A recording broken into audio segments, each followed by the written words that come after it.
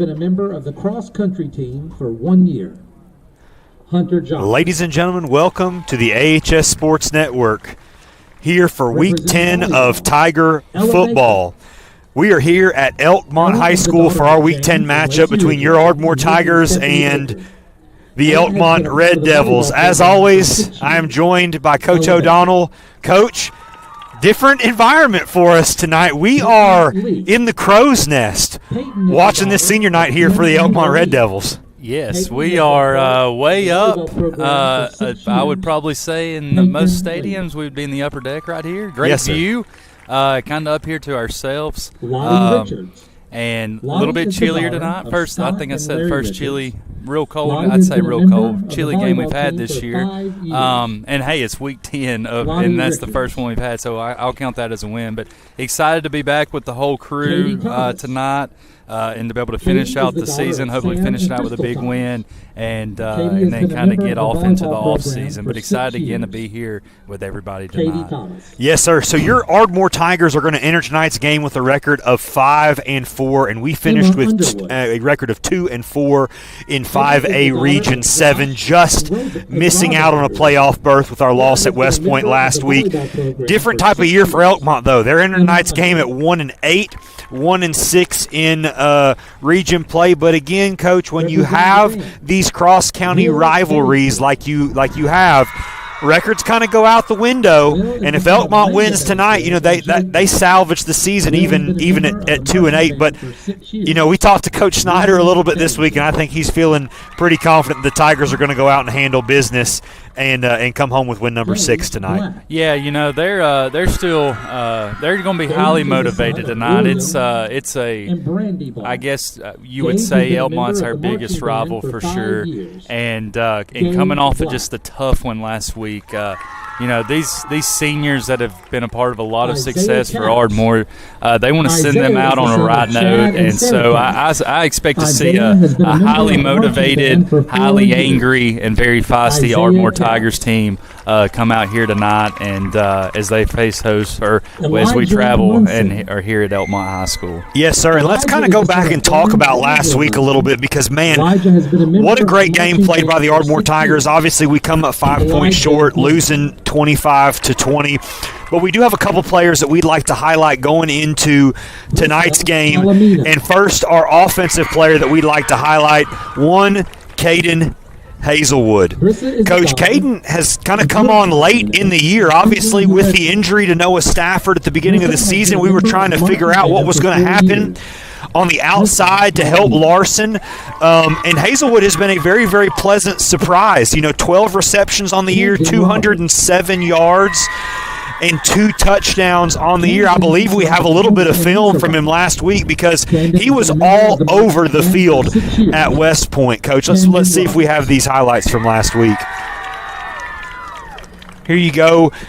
Big deep throw right here from Alex King. He goes up and makes the catch right there. That was huge on that last drive of the game.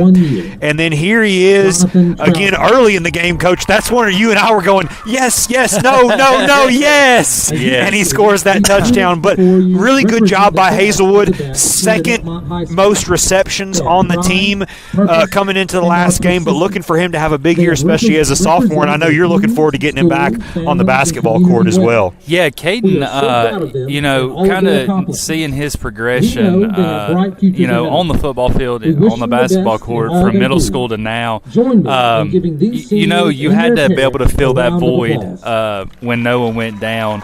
And, on that first reception you saw right there, that was not an easy play. Sometimes not only you got a defender there, but you're coming back. Sometimes you can misjudge balls like that, and he just went up and nabbed it like he's been doing this for a really long time. And then on the touchdown throw right there, he just went and made a play. And so he has been a huge part of this team in the second half of the season, being able to come in and really be that home run hitter. That's what Noah was. Noah was kind of the guy that took the top off of everything.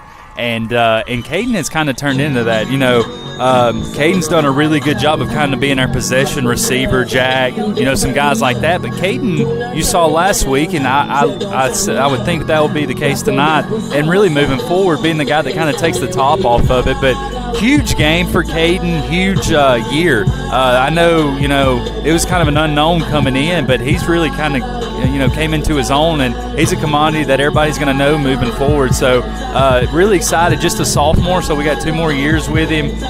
Really excited for the future for Caden moving forward. Yes, sir, and I don't know if you folks at home can hear, but we're pretty turned up here to enjoy this. We have the speakers, and let me tell you folks, when they plugged in the microphone earlier, where we are at shook. I thought we were about to go down. I had a little bit of some worries, but you're going to hear that in the background. But Coach, you had a defender that you wanted to talk about this week in particular, who has been really successful this year and is second in the team in tackles. And who is that, Coach? Yeah, that is number 4, Alston Kanzler. Alston is a junior, and you'll see on these highlights he had 61 tackles on the season.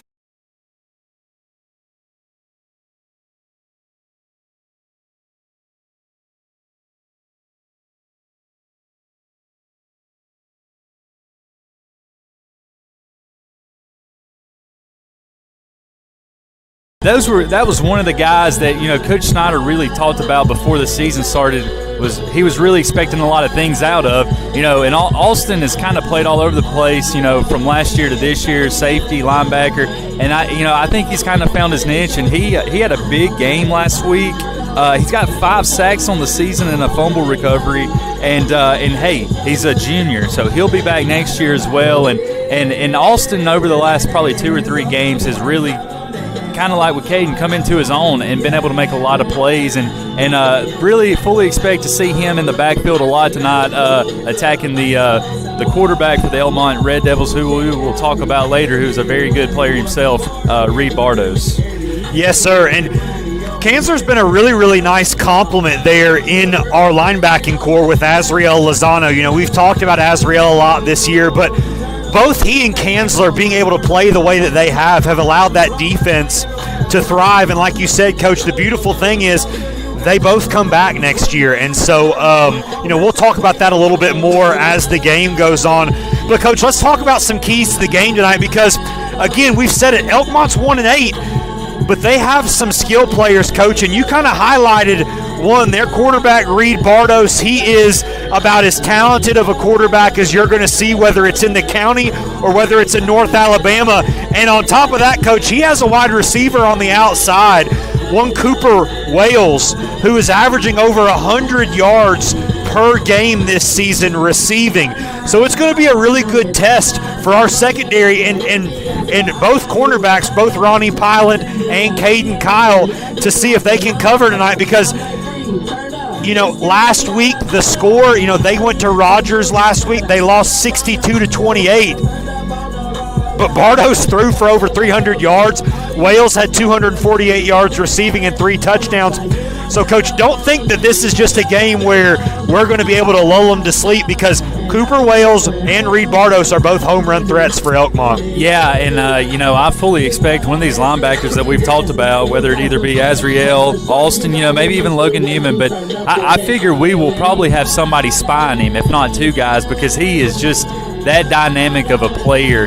And Reed's kind of, just seeing some of the stuff Elkmont posts about different things, camps and stuff he's gone to, he just being a sophomore, he's they got him listed at 5'9", but I think he's a little bit taller than that, to be honest with you. I think he's a little bit taller. I think he's a little bit thicker than what they got him listed weight-wise, and he's going to give it his all tonight, and you'll probably see a play or 2 where you're like, wow, this kid, he can really play. And so we're going to do a really good job tonight of corralling him and kind of keeping him at bay, and hopefully, like we talked about, maybe get a couple sacks on him and really kind of make him one-dimensional. But really look for him tonight to try to play a big role for Elkmont, and he's going to have to play a really good game if they're going to win tonight. So we're about 12 minutes left till kickoff.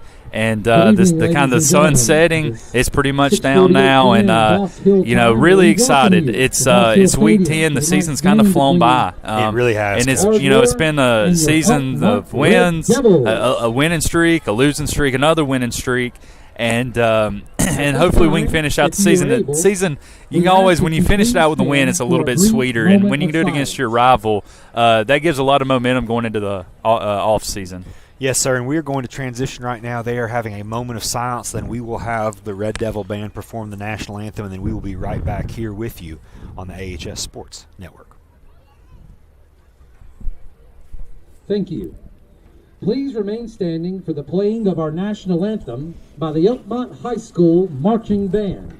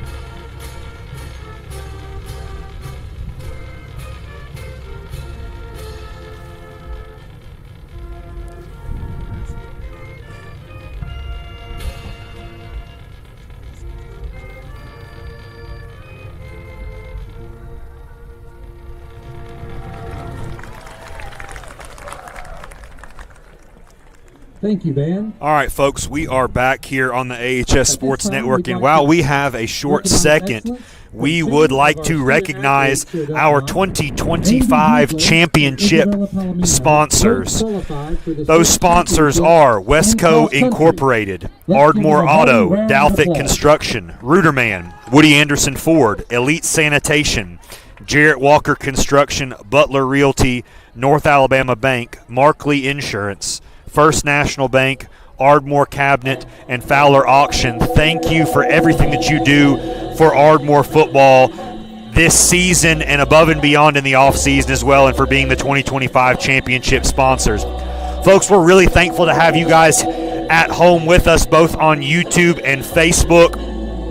It is a cold night here in Elkmont. You know, Coach O'Donnell and I were joking, but literally we are up on top of the home press box right now, overlooking the field. And the field is looking great, knowing full well that they're about to get turf here coming up. All the fields are, but man, the field looks great here, and we're excited to have another week of football. Coach O'Donnell, everything good? I know that we were going to give some shout outs to people at home. Yeah, well, I better go ahead and do it while I had to hop off real quick. Wife and the girls are headed home, fixing to paint some pumpkins. I want to shout them out. Yes, sir. My wife has kind of let me go on Friday night adventures this year, calling these games, and she's kept the girls all year. So I appreciate her, love her, and Lydia, obviously class of 2013 from Ardmore. Our daughters Amber Jane, Addison Reese, love them. Miss them. I know they watch and they love hearing my voice and seeing the game and the boys and the cheerleaders and the band. So really love them, and appreciate my wife letting me do this with you guys each Friday night. Yes, sir. And Thursday night. Hey, listen, I appreciate her letting you come up here with me, because let me tell you what, week 2 or week 3, whatever it was, when I talked by myself for 2.5 or 3 hours, man, it was something else. And so it is always nice to recognize those close to you and those special people that are at home watching us tonight. While we are sitting up here, not freezing, because thankfully the wind's not blowing, but let me tell you what, we are definitely in layers, and I can see why when you watch those Sunday night, Saturday night games and those guys are in gloves, they're in jackets and everything like that, the elements are real here as we're getting into what I would refer to as football season now, unfortunately with the season ending. But here we go, waiting on the captains to come out now. We're seeing both sides, waiting on the teams to enter the field, about 7 minutes and change. And, Coach, we have some season stats for the Tigers, and let's go over that tonight. You know, we've talked about kind of our two-headed monster this year at running back with Javian Riddle and Xavier Hawthorne. Javian with 180 rushes on the year, 1,238 yards and 15 touchdowns. When you look at Xavion's stats, on the other hand, he's only got 35 rushes for 314 yards and 4 touchdowns. It felt like he's rushed for more than that, Coach. 100 receiving yards for Xavion, but he has been dynamic on special teams. Yeah, just what a home run hitter. And I think if you totaled up all his yardage, his kick and punt return yardage, I would say, is way up there. As he's done a really good job. And again, you gotta do what you can, and that shows you the talent of our staff. You got to just find your guys, your athletes, ways to get the ball. And that's just a big way for Xavion to get the ball, not only on offense but in special teams. And he's had a big year. And anytime you look, I look down through this stat sheet right now, we've got 3 guys over 100 yards, over 200 yards rushing on the season. And then tonight, depending on how things go, we may get a 4th over 100 yards, and that just shows you the depth that we talked about early in the season that we have, and it goes to show how great the offensive line has been. We got a bunch of guys back there that have started a lot of games and are creating a lot of holes for these guys, and just impressive numbers right there from all of our guys. I think total in the rushing department, we've got 21 touchdowns on the season, which is very impressive, with, I would venture to say, a few more coming tonight. Yes, sir. And you talk about a big night for our Russian attack. Alex King's got a chance to get over 1,000 passing yards tonight. They've Coach Wales and the Waffle House menu have been all over the place, slinging it all over the yard. It's a beautiful thing when you are in sync like we have been offensively. Alex is throwing the ball all over the field, which allows Javian to get the run game going.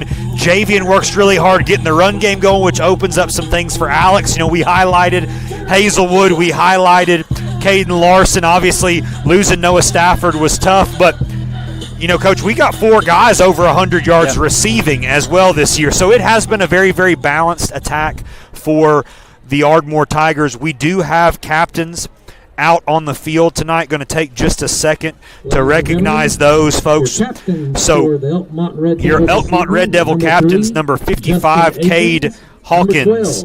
Number 22, Taylor Gooch. Number 51, Jackson Handley.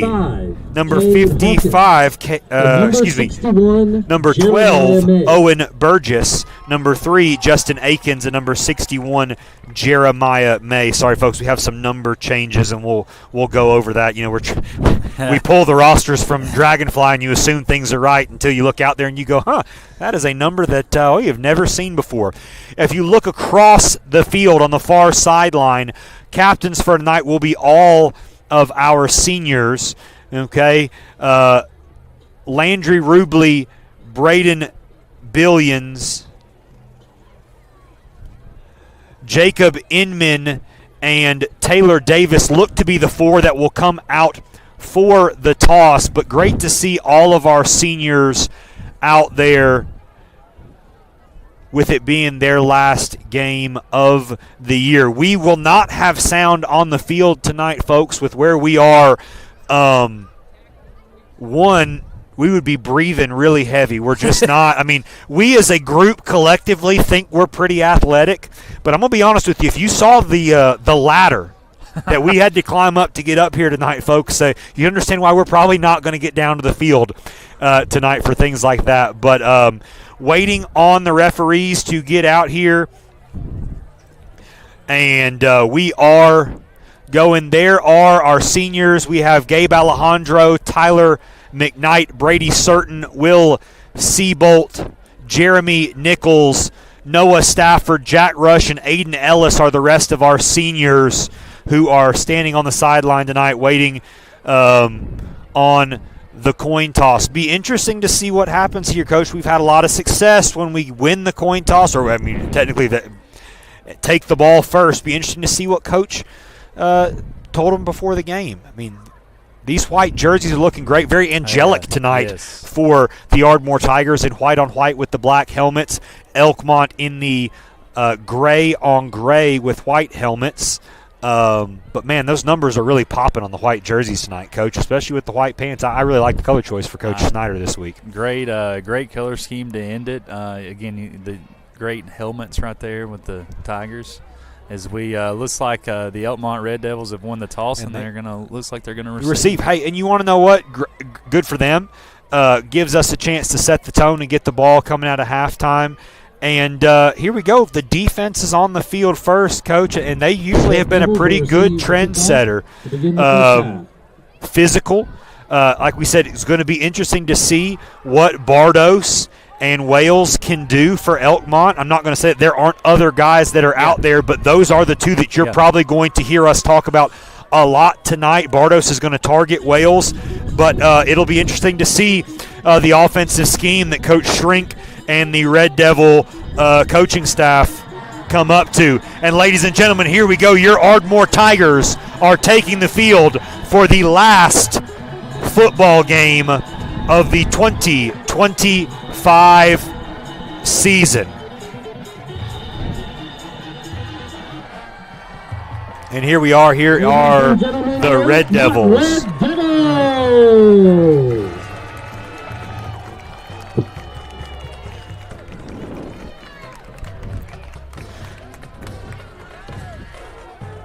Pretty good little crowd here tonight, it looks like. It is, Coach. I mean, you can see on the visiting side, Coach. We're filled up. Yeah. Good crowd in the end zone, too, as well. Hard to gauge on Elkmont's home side because it is a massive it is a massive bleacher section here. But, man, it looks like we're full up. Alejandro on to do the kicking for the Tigers. And we'll see right here the special team unit for the Red Devils, who is going to be back deep for them. It does appear that it's going to be number 12, Owen Burgess, flanked by number 4, Braden Amick.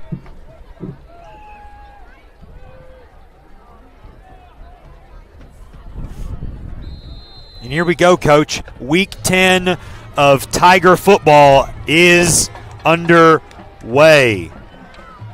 Burgess receives the kickoff. Massive wedge that he's following behind. Great job right there. There he is, Coach Caden Hazelwood and Austin Kansler. We talked about him pregame, making the tackle at the 26-yard line. Yeah, two guys we've talked about, making big special teams plays right there. And it looks like the Elkmont Red Devils will start on the looks like we'll be about the 29 or 30-yard line as we get started. And again, you see the most normal guys. I see a new one right there in the middle, number 32, Braden McKnight. I know we'll go through the starters soon, but good to see the freshman in there getting a start right, close to his brother. Yes, sir, and here we go. Bardos will be leading the Red Devils on offense. He fakes the handoff to Gooch. Pass is thrown out to number 4. Braden Amick breaks the tackle, forced out of bounds at about the 40-yard line. That will be a Red Devil first down. And, Coach, I'm going to be honest with you, they're probably going to throw it around tonight. And with an arm like Bardos, I can see why. Yeah. As you see, our starters for tonight along the line will be number 72, Aiden Ellis, number 79, Taylor Davis, number 4, Austin Kansler, and then linebackers number 9, Azriel Lozano, number 32, Braden McKnight, and number 8, Tyler McKnight. Yes, sir. And there's Cooper Wales. We talked about him early. Great job by Logan Newman coming downhill, tackle by Azriel Lozano. But that is another first down for the Red Devils at the Ardmore 46-yard line. Coach, it's always a special night. You have one McKnight it's his last game out there. He's getting to be out there with his brother, who it's we've called a lot this year, but it's the first of many for him. 3 more years for Braden. Here we go. Gooch running the ball. Great job right there. There he is, Braden McKnight with the tackle. Short gain of about 4. Coach, I'm going to be honest with you. I know that Elkmont has these new lights, but, man, it is very easy to see with these on this field. Things are really popping tonight. So here we go. Bardos in the shotgun, flanked by Gooch. Play action. His pass is incomplete, intended for Amick. And, Coach, it seems like they're just content with taking those hitches. We're playing off, giving them some room. They're going to go about 5-6 yards, turn around, and they're going to take that yardage all night. Yeah, they got a little good rhythm going right there. And I think, we're going to kind of play it safe and just trust that our defense, when it gets down to it, will be able to make a few plays and not just allow the home run right here on a certain situation. Yes, sir. And this is third down, correct, Coach? This is. Okay. The pass goes out to number 12, Owen Burgess. Caden Kyle, he lays the boom. Burgess actually goes through him, but great job by Kyle, forcing him to have to go out of bounds. Sometimes as a defender, that sideline is your best friend. It's an extra defender. Yeah. And so here we go. It is fourth. Down third and about 5. No, it's fourth down here for the Red Devils in a tricky part of the field here at the 41-yard line. Looks like they're going to try to draw us off right here. Here we go. Play action. His pass is incomplete, intended for Amick, and that's great coverage right there by Caden Kyle. And that. Well, we had Coach, I'm going to be honest with you. That should be a turnover on downs. Yes, sir. I guess they're saying, okay, because I was going to say this guy down here had a fourth down. Well, I was going to say, I thought because they ran on first down, incomplete pass, complete pass, incomplete pass. Okay. The chain gang had second down. I knew that was wrong. Okay. But it will be a CB&S Bank first down for your Ardmore Tigers from the 41-yard line. Great job by the defense, bending but not breaking there on that first drive. Great job by Coach Holt of weathering that early storm, because Bardos is arm challenge is real, Coach. You can see it right there with the way he was getting the ball out and the way it was zipping. Really good job by him. King hands the ball off to Riddle. Riddle breaks a tackle. He is across the 50-yard line down at about the 47-yard line for a CB&S Bank first down. And, Coach, we've seen that a lot this year. Riddle breaks that first tackle, and next thing you know, it's 7 yards before somebody's touching him. Oh, yeah. And,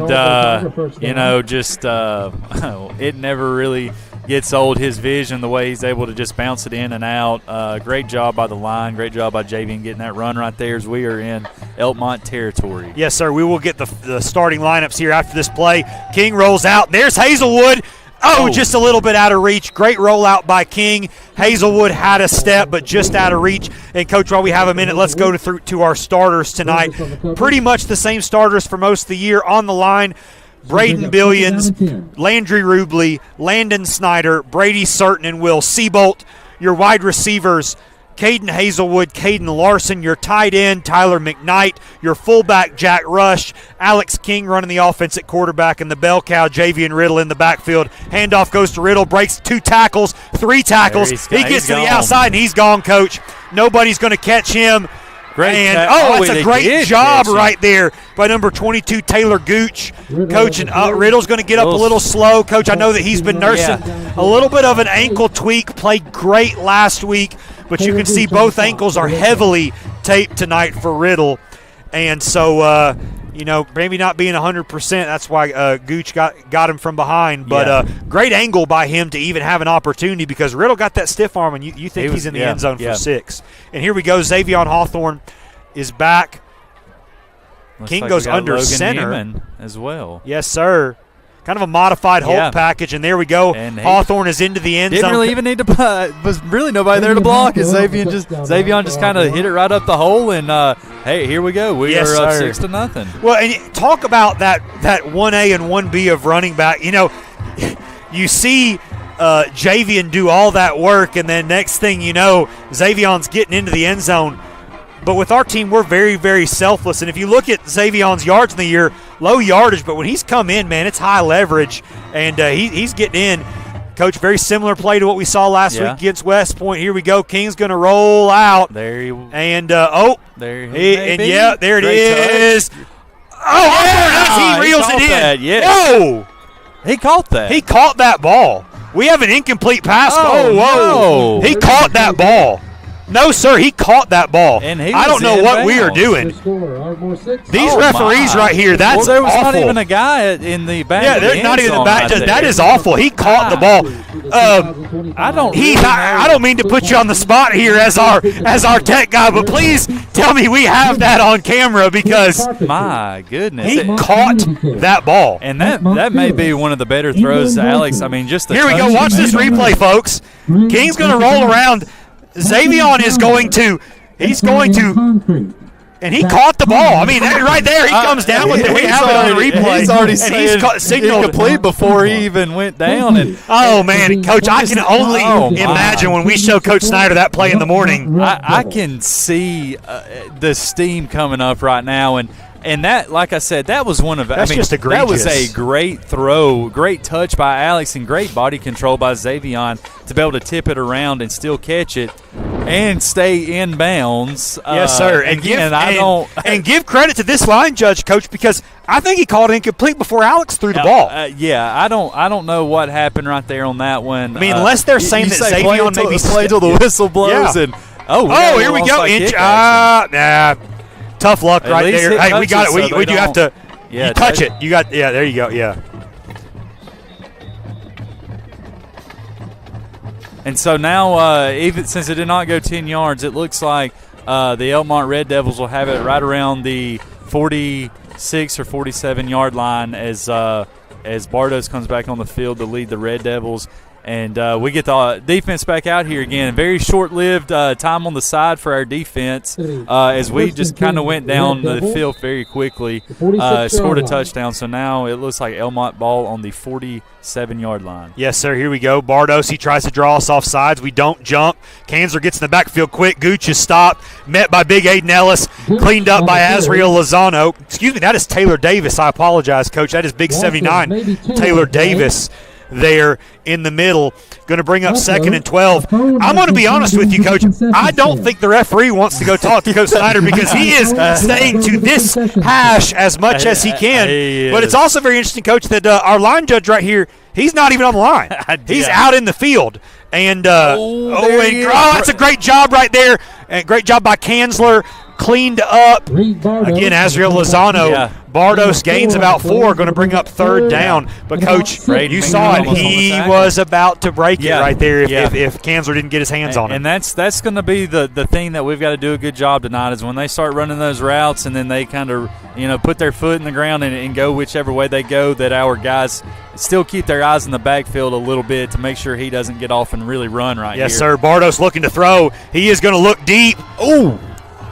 And Logan Newman, the one we talk about is the heat-seeking missile, comes in right there, and he makes sure that if he was going to catch that, he doesn't, and now he gives one of their receivers a little something to think about the next time one's a jump ball. Coach, I'm a little bit worried about this referee crew. We might need to see a gerontologist the way a couple of these guys are moving around. I mean, we may need to get I don't know if Nurse Malone is watching from home, but I would be giving her a call because my man right here definitely is not moving well. He is much. No, sir. And that is a 4th down.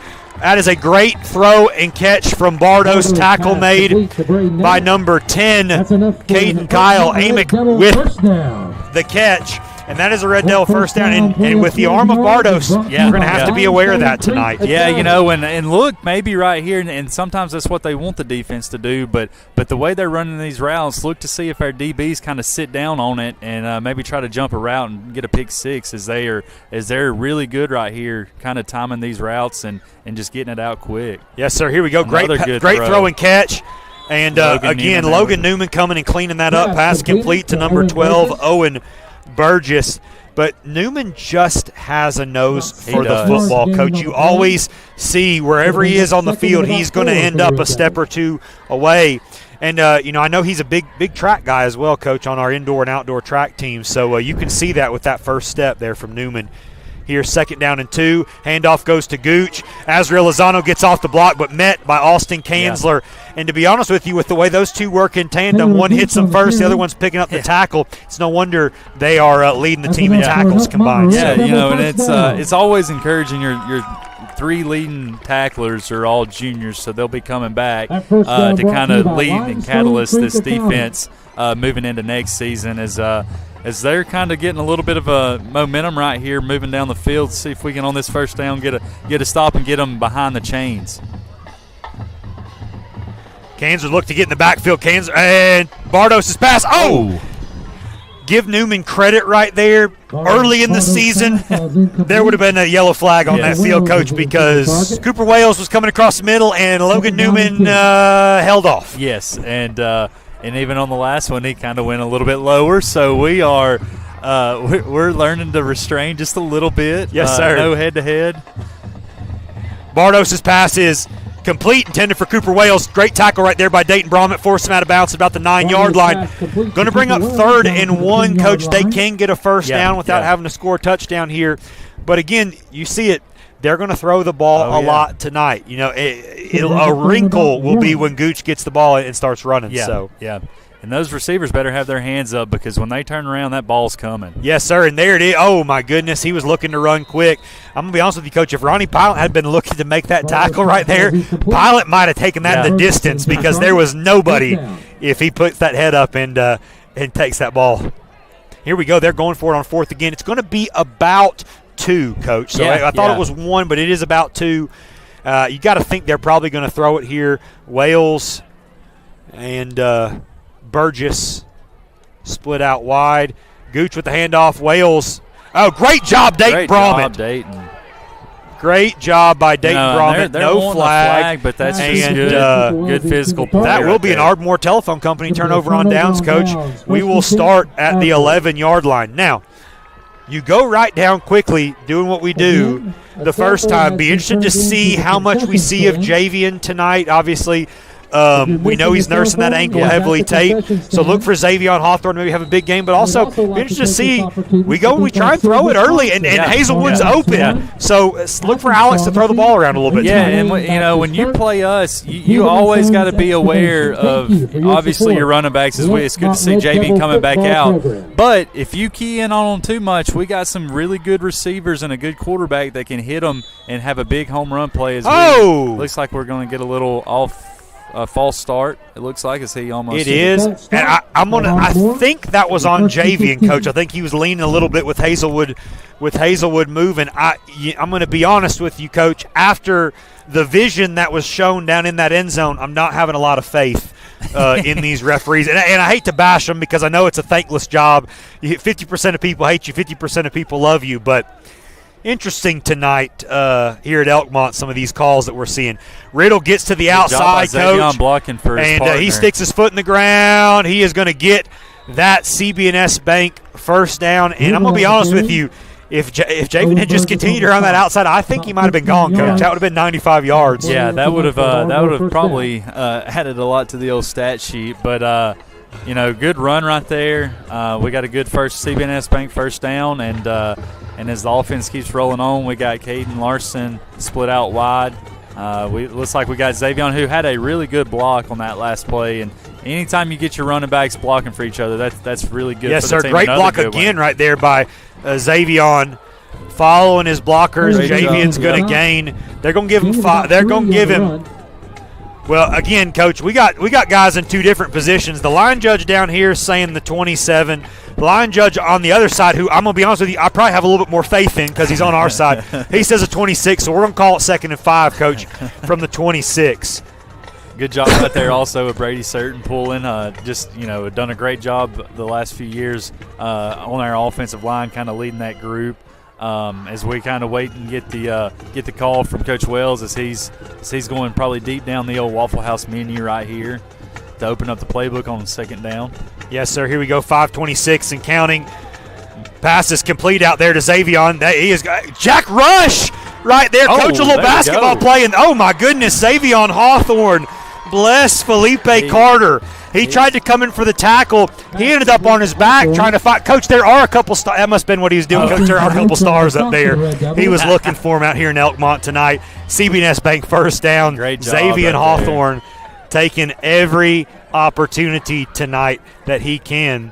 And, Coach, you tell me, that was a completed catch, right? That was. Okay. And with a pickup, and so, there we go, and just taking him down. But, yeah, that one was that one's pretty clear. We got a lot of there he is, Jack Rush. And Jack Rush has got a head full of steam. Jack Rush getting downhill. Jack, that was a quick burst of speed right there, Jack. Yes, sir. He's left fielder for us on the baseball team. So yes, that's a great call right there. And hey, he said it's my last game as an Ardmore Tiger. I'm going to try to get in the end zone. Yes, sir. Alex King trying to get over 1,000 yards passing tonight. Great catch right there. Is that Larson? I think it was, Coach. That is Larson. Larson. Going to be it looks short. No, they're going to hold it, Coach. It is short. Okay, so second down right here. King throwing it all over the yard. Thought he was looking at Hazelwood because Hazelwood got open there late. But Larson came streaking across, got that foot down at the sideline. Man, King's throwing it all over today. Here we go. Javian gets to the outside. Oh, my goodness. Tough luck right there. And Javian leaves his feet, gets down to about the 2-yard line. And I think, Coach, if I'm him, I'm lobbying Coach Snyder to stay on the field. Here we go, Coach. There he is. Big A Nellis. Hulk package, Coach. Hulk package. I wonder if we'll see a little action that Alabama does where we I don't think we will, where we'll have a linebacker lined up in the backfield. But boy, we've got a lot of people out there. And yes, sir. He may go in. Riddle is going to fall forward, Coach. They're going to call him short. Call him short on the far side there. I think I do believe we'll probably stay in that look in our Hulk package. And again, when you have that much just size up front and just in there in general, at some point you're going to break through if you got 3 downs. You're probably going to get yes, sir. And there he is. King stays in. He's into the end zone. Somebody has to make a call. Sorry about that, folks. I know that I'm over here on this, but they can hear me on the field. And that will be guys, our line judge over here on this far side, he is struggling. And they must, I don't know, but they didn't want us to say a North Alabama Bank touchdown, but we will. It is a North Alabama Bank touchdown, and we will be going for 2 to try to get it back to a 2 touchdown lead with the 2 extra points. Yes, sir. One may be going for 2 again. There here, he is. Coach. Great Jack play Rush. Call, great design. Hey, Coach! They still hands up, well, Coach. They were kind of like It was like he was pointing like throw it to Jack. It was like wide. It wasn't really straight up, but really good design right there. Fake the toss, and look, it just took a little bit of a bite from the safety, and then we were able to fit it in there to Jack, and the 2-point conversion is good. It is 14-0. 2026 cheer season. Hey, let's look at the 2-point conversion right there. My man Heath Haney is firing on all cylinders tonight. It's our last game, and he said, I got them all queued up. Which one do you want? We'll go with the 2-point conversion. Great job with the fake toss. He just slips out, and there he is. I think there was a lot of grass between him and his shoes, and it is a touchdown. So Alejandro, he kicks it. Oh, it's buffed. We're there. We got it, Coach. We got it. That's Tiger ball, Coach. That is Tiger ball, Coach. That is Logan. There he is, Coach. There he is. And he has busted his tail on special teams, getting down there and making it very hard on their guys catching the ball. And for him to be able to get rewarded right there on the fumble recovery, good to see that from our special teams, who has played a massive role this year. And we've just had a ton of great special teams plays this year. And so another one right there kind of to get a turnover to in the last week of the season. So good on them right there. Here we go. Oh, King, ball going deep. Great job of recovering right there by Braden Amick. Hazelwood got open early. King had a little bit of trouble. It looked like he was trying to get to Larson. Larson kind of got locked up, had to flip the hips, and by that point, Amick had recovered. Give credit where credit's due there in the secondary for the Red Devils. 2nd down and 10 here for your Tigers. And, Coach, it's no wonder that Newman doesn't come off the field. When you hustle like that on special teams, you hustle like that on the defense, you're just a valuable part. And good for him for finally recovering it, because another wrinkle right there. Good for him for finally recovering it, Coach, because I mean, if you remember against Madison County, he came down and laid the boom. Azriel recovered it, and so you forget that play falls on the wayside. Great job by him falling on the ball there. King with the keeper slides down to the 22. It's going to bring up 3rd down and 2 here for your Tigers. Coach Wales can pretty much call anything. I wouldn't be surprised if he doesn't go a little bit of gravy on the hash browns tonight with the Waffle House menu over there. And look, if I had to go ask him, I don't know. Here's my little secret that I'll tell people about Waffle House. They've got great grilled chicken biscuits. Great grilled chicken biscuits with a cherry Coke. With a cherry, yes, sir. You would be a cherry Coke guy. There he is, Javian. He gets to the outside down to about.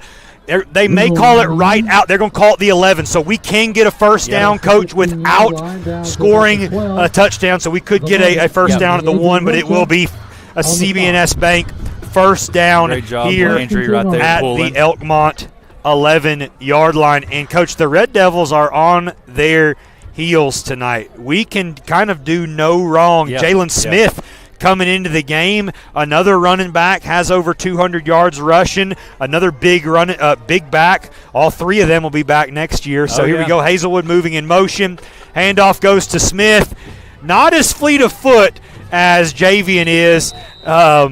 Give credit where credit's due. Xavion hit the hole hard, but they had 2 or 3 guys there, and there's Jalen getting up after a gain of about he's going to get back to the line of scrimmage, Coach. Gain of none. Yeah, I always enjoy my banter with Jalen and Javian and who's the better running back, who's the faster running back between the two. I always have a good time talking with those guys and seeing Jalen's reaction when me and Javian joke around with him a little bit. Here we go. King rolls out. Pass is complete right there to Hazelwood for an Ardmore High School touchdown. That is a North Alabama Bank touchdown, Coach. And, Coach, surprisingly, 1:19 to go in the quarter, and it is what should be 22 to nothing. I was corrected, and I'll say Spencer Smith sent me a text message and said, we did get that first conversion. Okay. Spencer, you are correct. The scoreboard may just say 21 after this extra point, but we are probably 22. Yes, sir. Even though the scoreboard says 21. Yes, sir. Yes, we did, and here we go. Watch this. King had a little bit of pepper on this throw because Hazelwood sticks his foot in the ground, and, man, right there it got on his hands quick. But great to see Alex, including everybody on the offensive staff tonight, getting them in the end zone. I know that's a big thing for Coach Snyder tonight, sharing the wealth with a lot of these guys. Final game. And be interested to see what happens coming out of halftime, Coach. If this continues, man, it could be an interesting thing. Yeah, we need to be getting in the old. We need to be getting into the. I know it's early and it's only 21 to nothing. We need to be looking into the old whatever we always look at. AHS, FHS? Yes, and look and see what the most points are scored in the history of this big rivalry. We might have to, and here we go. We're right back. Burgess is going to field it. He does not fair catch it. Jalen Smith gets there. And Logan. Brought down. Logan didn't make the tackle, but he was close. Yes, sir, 32-yard line. Coach, while we have a second, let's thank our 2025 championship sponsors for Ardmore football. Yes, and we will add one after that as well. Wesco Inc., Ardmore Auto, Douthit Construction, Ruderman, Woody Anderson Ford, Elite Sanitation, Jared Walker Construction, Butler Realty, North Alabama Bank, Markley Insurance, First National Bank, Ardmore Cabinet, and Fowler Auction. And we would also like to thank we are set up now with Starlink thanks to Daniel Hardiman. So I feel like some of our troubles we've had with Wi-Fi and being able to connect on different games that are far away and kind of in, I guess, what you could call a pit. Yeah. Hopefully that's going to be squared away now thanks to him. We've got Starlink rolling up here. Here we go. Trickeration here. The pitch goes to Bardos. Pass is complete right there to number 7, Caleb Crutcher. Newman comes and forces him out of bounds. So little trickeration right there. Direct snap goes to Crutcher. He pitches the ball to Bardos, who gets to the outside. It's going to be 1st and 10 Red Devils from the 48-yard line. Coach, you got to think they're getting deep in the playbook here, down 21-0. Yeah, they've got to. To kind of throw our defense off a little bit because our defense has been flying around. Bardo, golly, Coach. Big Aiden Ellis right there. Coach, and I'm going to be honest with you, I love a good bear hug as much as anybody else, but when Crutcher gets that ball and he's 2 steps in and next thing you know, he's in Aiden Ellis's arms, I don't know if it's quite as fun as you could imagine it to be. And we've seen that a lot this year from Big Aiden as he's had a really good senior season. Yes, sir. Bardos. Play fake. He's looking to go deep, and that's great tackle right there by Caden Kyle ball was in the hands of Amick, and on the tackle, Kyle breaks it up. And that is going to be 3rd down and 11. So it is 16 and a half seconds left. And so this probably will be the last play of the quarter. And, Coach, I know we've got a doozy of a trivia question for the folks at home tonight. Be looking forward to getting that going here in the second quarter. And also some fun O'Donnell's fun facts. We can make that a new segment. If somebody'd like to sponsor, we could use that as a good sponsorship. Coach, Crutcher is a big boy, big body guy. It's going to be a first down. And 9.3 seconds, he's out of bounds. The Red Devils will get to run one more play. And, hey, they're going to get up here and they're going to try to run this quick, I think. That's enough for a Red Devil first down. Red Devil first down. Brought to you by I don't know. It's okay. Here we go. I think we're finally getting up there now. Okay, here we go. Yes, sir. Here we go. Yeah, we'll see. I thought they were going to as well. Bardos is looking to Wales. He double pumped. And there's Newman. And great job, Logan Newman. He stays in bounds, Coach. Newman gets across. Great job by Aiden Ellis, not laying the booms. Got blockers in front. Boy, Xavion Hawthorne is looking to headhunt right there. Oh, Logan Newman at the 40, Coach. And there he is, 35-yard line. And somebody get Logan Newman off this field, Coach, because with that hit, you know that he's going to be saying something. And that's going to run us into the second quarter. That is an Ardmore Telephone Company turnover. He is hearing it from the head coach from Elkmont, and he may be getting a whistle. He may get a personal foul. He is hearing it. He is hearing it from him, and that was a great play call. We talked about kind of coming up right there on those short routes, and if we bite, and we had a great job with the safety over the top right here. Coach, right here, does he go out of bounds? Because I think that's what Coach Schrank is thinking about. He does not. Foot slides, Coach. But he was not out of bounds. Yeah, I'm going to be honest with you. If that heel's up, I've seen it enough on Saturday nights. If the heel's not down, he's not out of bounds, no, and Coach. he was not. And they are going. So they're not. So we are going to. Forget we're flipping the field there, Coach, for a second. You as the defense, you're taught when you see the ball and you see that we have it, go find somebody to hit. And we had a great convoy right there with Caden Collins, Xavion Hawthorne kind of leading the way. And when you get a guy like Logan Newman, who's a playmaker, he saw green and he went, and just really good job right there. And Caden did a good job. He kind of used his physicality to knock the receiver off the route just a little bit. Not enough to get a penalty, but did a good job of being physical with him. And Logan came over the top and got that big interception. And we are rolling here as we start the second quarter in Elkmont territory. And the offense has been 3 for 3. And we're looking to make it 4 for 4, and we will be up 28-0 if we score right here. And it's and it may be all Ardmore tonight here on the hilltop, as they call it. Yes, sir. And boy, the crowd is letting the referees hear it. I know that I yelled earlier, but let me tell you what. Oh, wow, that is a late whistle. I don't know what we're. A few sarcastic. I don't know if this referee has a flag. Well, if he did not throw one on the coach, I don't know if he will throw one tonight, because I think Coach Shrink, who we know a little bit, I think he was wanting it right there. Yes, sir. I think a little bit to fire the troops up and to show that, hey, he's still battling and fighting. Nothing negative towards him. But I think he was kind of wanting it, and they just weren't going to throw it. Empty set right there. Pass is complete to Larson. He sticks his foot in the ground. Job, Caden. And great job by Hazelwood. Yes, Caden Hazelwood laying the boom, and Larson is in, Coach. That's big. Yep, Caden Larson right there. Just a playmaker, making the play, getting up the field. And we have, yet again, 4 for 4 tonight with a North Alabama Bank touchdown pass from Alex King to Caden Larson. Yes, sir, and I think we may get that replay here queued up after the extra point. But talk about, again, we've said it, this team is very selfless. They're going to go the extra mile to let those teammates succeed. And I'm going to highlight that block from Hazelwood, Coach, because he blocked that guy 5 yards downfield and then said, you're not going to get him, and put him down on his back. And great job by Larson to just follow that end line and get in, extending the ball across the end zone. That is a North Alabama Bank touchdown. Extra point is good. And with 11:43 to go in the half, it's your Ardmore Tigers 28. Take this opportunity and Red Devils 0. Let's think we have a little bit of a video right here, Coach. Both of these individuals. And great throw right here by King. Look, watch Hazelwood, Coach. Hazelwood gets downfield and throws him down. Yeah, and then you see Caden right there, very explosive, getting down the field. And, man, your Ardmore Tigers were out rocking and rolling, and 28-0 with still 11:43 to play in the half. Coach, I feel bad right here because Logan, he's number 25. He's already big number 25 who we picked on earlier, and he muffed the kick.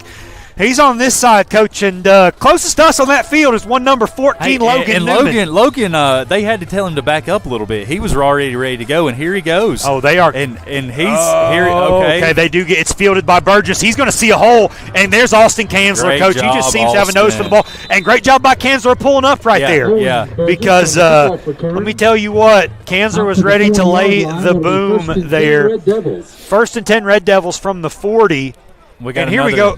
Yeah, let's look at this block here by Hazelwood. Look at him, Coach. He's going 10 yards downfield, and you want to talk about finishing. That, Coach, is how you finish a block right there. And, again, look at Larson untouched right there because Hazelwood's just selfless and gets out there. Great job. Thank you, Heath, for the video right there. Great pickup. And, again, we want to give guys credit when they deserve it. Bardos' passes. Great job by Caden Kyle sticking his foot in the ground yet again, getting his hand in there. And that is a long throw. I'm going to give credit to Bardos. That is a long throw. Ament comes up a little bit gimpy there, but Red Devils. Man, they are not scared. He can make almost every throw on this field. Yeah, he Coach. can. And great job, Kate. Caden's had a great start to the night. A couple tackles, couple pass breakups, been there on a lot of the throws. And, you can see his arm talent. You can see Reed's arm talent as he is throwing it all over the place, and he's made some good throws tonight. Running to the right, blocks out there by Crutcher. He is tackled. Wow. Xavion Hawthorne tackles him low, picks those feet up and says, "You're not going anywhere," brings up 3rd and long. First time we've seen Bardos with a keeper tonight, and they run to the heavy side. A great job by the Tigers just blowing that up. We'll go back and show the replay right here at Caden as we've talked about a great night. Great job breaking on the ball, great pass breakup, kind of like they teach you to do it. Didn't give a lot of opportunity for the receiver. Great closing speed right there. So we got a big 3rd down right here. Bardos' pass is complete. Great job again by Caden Kyle, just sticking with his wide receiver and bringing him down. Coach, another interesting part of the field, down 28-0. You got to think the Red Devils are going for it here on 4th down. And our offense is very explosive. I think we can go 40 yards, we can go 80, we can go 90. So if I'm Elkmont, I'm going to do what I can to try to get a 1st down and keep our offense off the field. So don't blame them right there for that's a false start. There we go. Good. Yep. And that's going to turn into 4th and 9 right there. And he tried hard, Coach. He's leading. That step. He sneezed a little bit. He may have sneezed. That might have been it, forward a little bit. But it looks like the offense is going to stay out there and go for it again. It's hopefully we can get a little bit of pressure right here and speed him up some. But here we go. So Xavion is see Austin coming out wide right here, flipping sides here. Cans are going to the outside. Bardos play action. He's going to break out. Woo, and here buddy, comes Azriel Lozano. Young AZ. Man, great job by Bardos. And Logan Newman. My goodness. Coach, the run for the 1st down. Newman said, all right, you break a couple, you're going to feel this one. Red Devils. And that was – my goodness. Yes, sir. That was a great – great play by Bardos. Great play by Bardos, and then Logan. He stopped him in his tracks. And you would – and we're still amazed. We see that so much out of Logan, but, great play all around by both guys right there. Here we go. The run goes to Gooch. He is tackled. First met right there by number 8, Tyler McKnight. Yep. First time calling his game, cleaned up by Azriel Lozano. That's going to bring up 2nd down and 10, right back to the original line of scrimmage. We may have the replay right here of the previous play where It's going to be second down. Logan made the big hit, and Reed, made a good run right there. Goes through and wow. Golly, and Logan that's Newman. Clean. I mean, he's shoulder first. Yep, shoulder to chest. That what a shot. He's going to fill that one tomorrow. He is. Bardos' pass is complete across the middle to Amick, and Newman. Big hit right Tough there. luck for Newman right there. Newman's thinking he's going to head towards the sideline of the field, flips his hips. Yeah. Amick sticks his foot in the ground. Coach, they have some wide receivers here. And he just has a great feel to throw it to where they're going. Yes, sir. And trusting that they're going to be there. And you can tell they've worked a lot in their pass game because, I mean, they're very much in sync. And we hadn't called his name a lot tonight, but Ronnie Pilot with a big hit right there after the game for a big tackle by Ronnie. Yes, sir. Here we go. We get in the backfield, and he throws, and great job by Kyle again. And, Coach, I'm going to be honest with you. As long as Kyle's going for the ball, you're not going to see pass interference, but it is very physical on that far side between him and Amick over there. And, boy, if their running back did not pick Xavion up, Xavion was fixing to come in with a full head of steam right there. And great job right there by Caden. I mean, Caden has really come along and played really well the second half of the season. Good size DB. Here we go. They're looking right here to Burgess. And Burgess is blocked. Now we got a flag being thrown. I don't think that was catchable. But he still ain't. Okay, he does have one. Hey, there it is. It took him a while. It was like he was fiddling around for I don't know what he was. They couldn't find it. He's reaching his back pocket. I don't know, Coach. I thought there might be a snake in his boots. I don't know. Coach, I could see that as offensive pass interference. I don't think that was catchable. Unless they're going to call holding. It does look like they may be calling offensive pass interference, Coach, because he had two hands. Okay, they are going to call on us. And I don't know if that was catchable, but again, it looked like he was trying to find his handkerchief to wipe his nose. He just he kept fiddling, and he finally found it. And it really wasn't a throw; it was just kind of like he's just tossing it right there. Yeah, but give credit. We have two camera people up here. He will have some replays we tonight. will. I'm sure there will be a blooper camera reel. Crew, they have been phenomenal this year, and we're having fun up here. Week 10, great season. Our crew has been phenomenal this year. We appreciate them all very much. Yes, sir. Here we go. Cody, Heath, everybody. 8:23 to go on the game clock. Gooch with the carry, tackle made by number 6, Xavion Hawthorne. And, Coach, to be honest with you, as a guy who played mostly offense last year, I think he's found a nice little place there in our defense as an outside linebacker, being a nice compliment there to Kanzler. Both of them with some quick speed there, and Xavion not afraid to throw his body around. Yeah, great job by Xavion. That just adds another element to our team when he can switch over and play defense. Bardos is looking, and he's going to stick his foot in the ground and go, and, Coach, he is going to get the end zone. And, yeah, we're not going to get it, but give Logan Newman credit, because if Bardos had not stepped across that goal line, he wouldn't have made it, because Newman was coming. He felt that. Coach, I'd love to know what it's like to be able to tackle with your feet off the ground every single time, be able to get up and keep going, because I know if you or I did that, we might be back at work next Thursday. I'm telling you, Coach Anderson sent me a message. He's below us right here in the press box, the Elkmont the Elkmont basketball coach. He's probably going to need to give Reed about a week to recover after just tonight, because Logan Newman has laid the boom a lot tonight. Yes, sir. They are going for 2, Coach. We'll be interested to see. Okay, and that is it is incomplete. The back judge. I don't know, Cody. Did we get a zoomed-in shot of the incomplete call? There he is. He did call that incomplete after the ball hit the ground. So I think he's trying to fix the divot right there. He said I'm just here. Oh, golly, Logan Newman. And give Newman this. It's all clean. I mean, all it is clean. Again, play telling the whistle. Logan to check up is, he's already gone from the back of the end zone. There's no checking up. We're going to show this one more time. And there's just, he really couldn't check. And credit Dayton Brahman. He dodged, duck, dip, dived, and dodged because he was about to be collateral damage. He said, "I see this way too much. I'm getting out of the way." And Logan's just like, now, "Yeah, sorry, Coach, man." I don't will even say think he this. said sorry. In pregame, Big Elijah Newbern right here, the only thing he practiced was onside kicks. It's set up like it's going to be an onside. Oh.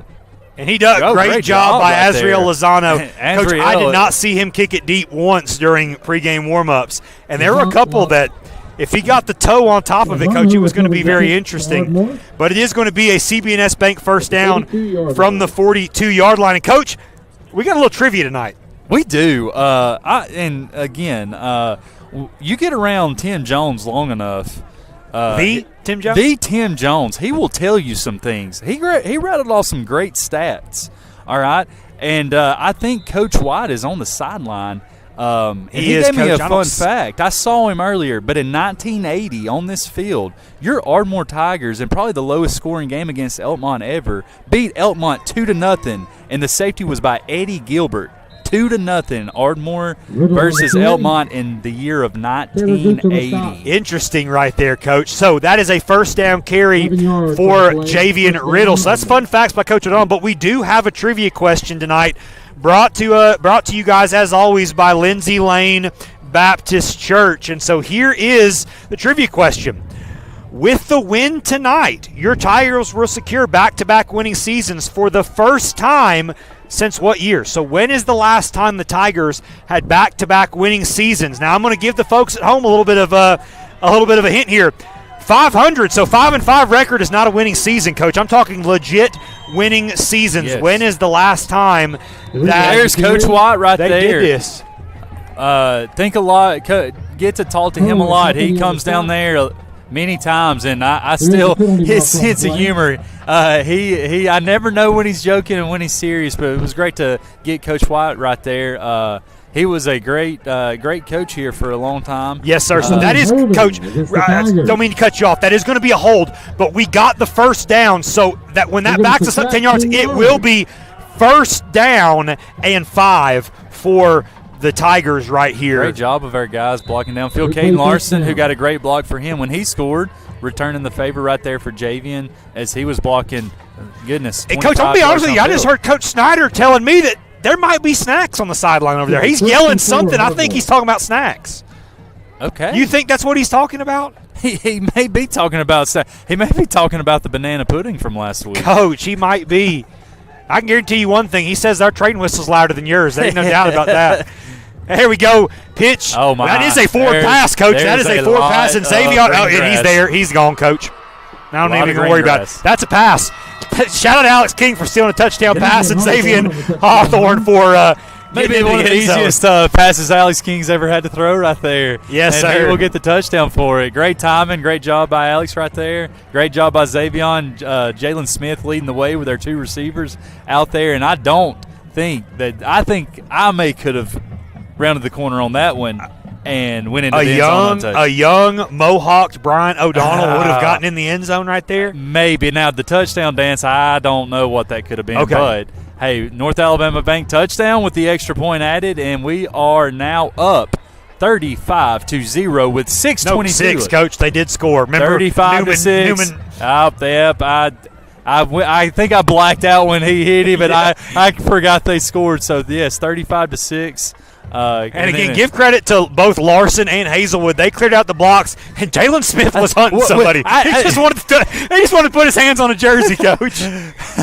Great. Hey, and real quick, while we're getting ready to kick off, another fun fact from Tim Jones. This was a little bit of Tim Jones and Sean Holt, who is our defensive coordinator. And I know it's a little bit Elkmont right here, but the last time Elkmont beat Ardmore was in 2014. The score was 49-27. The head coach of the Elkmont Red Devils that year was our defensive coordinator, Sean Holt. So, Coach, I like our odds then. I really like our odds. And so you get down there with those guys long enough, they're going to give you some good info. Oh, my gosh. There he was again. Oh, okay. Thought that was going to be a flag on Newman, Coach. That is a flag because the kickoff went out of bounds. So, kickoff's going to go out of bounds. And to be honest with you, they're only going to gain a yard, right? It starts at the 35-yard line, I believe. That was about as we have a legal procedure on the kicking team. I do know. I think in the year, I don't. Well, we have a lot of Ardmore, Elkmont. I think Coach Wells. We got there. He is. We got the graphic. Coach, I got one for you. You know, we talked about it this week. We have 2 former Elkmont Red Devil quarterbacks on the sidelines. Yes. Does anybody, real quick, on our staff, the Ardmore football staff, we have 2 former Elkmont quarterbacks. Can you name those quarterbacks? So we have 2 trivia questions out there. Sir. We will present O'Donnell's fun facts. Coach, I don't know what's going on right here. Looks like the annexation of Puerto Rico is about to run right here. We've got we're having fun. Coach Snyder's telling them, hey, get over there. We got one in motion right here. You'll see him coming in the screen in just a moment. Bardos fakes the pitch. It's going to be illegal. It doesn't really matter. Bardos is going to get to the outside. This is coming back regardless.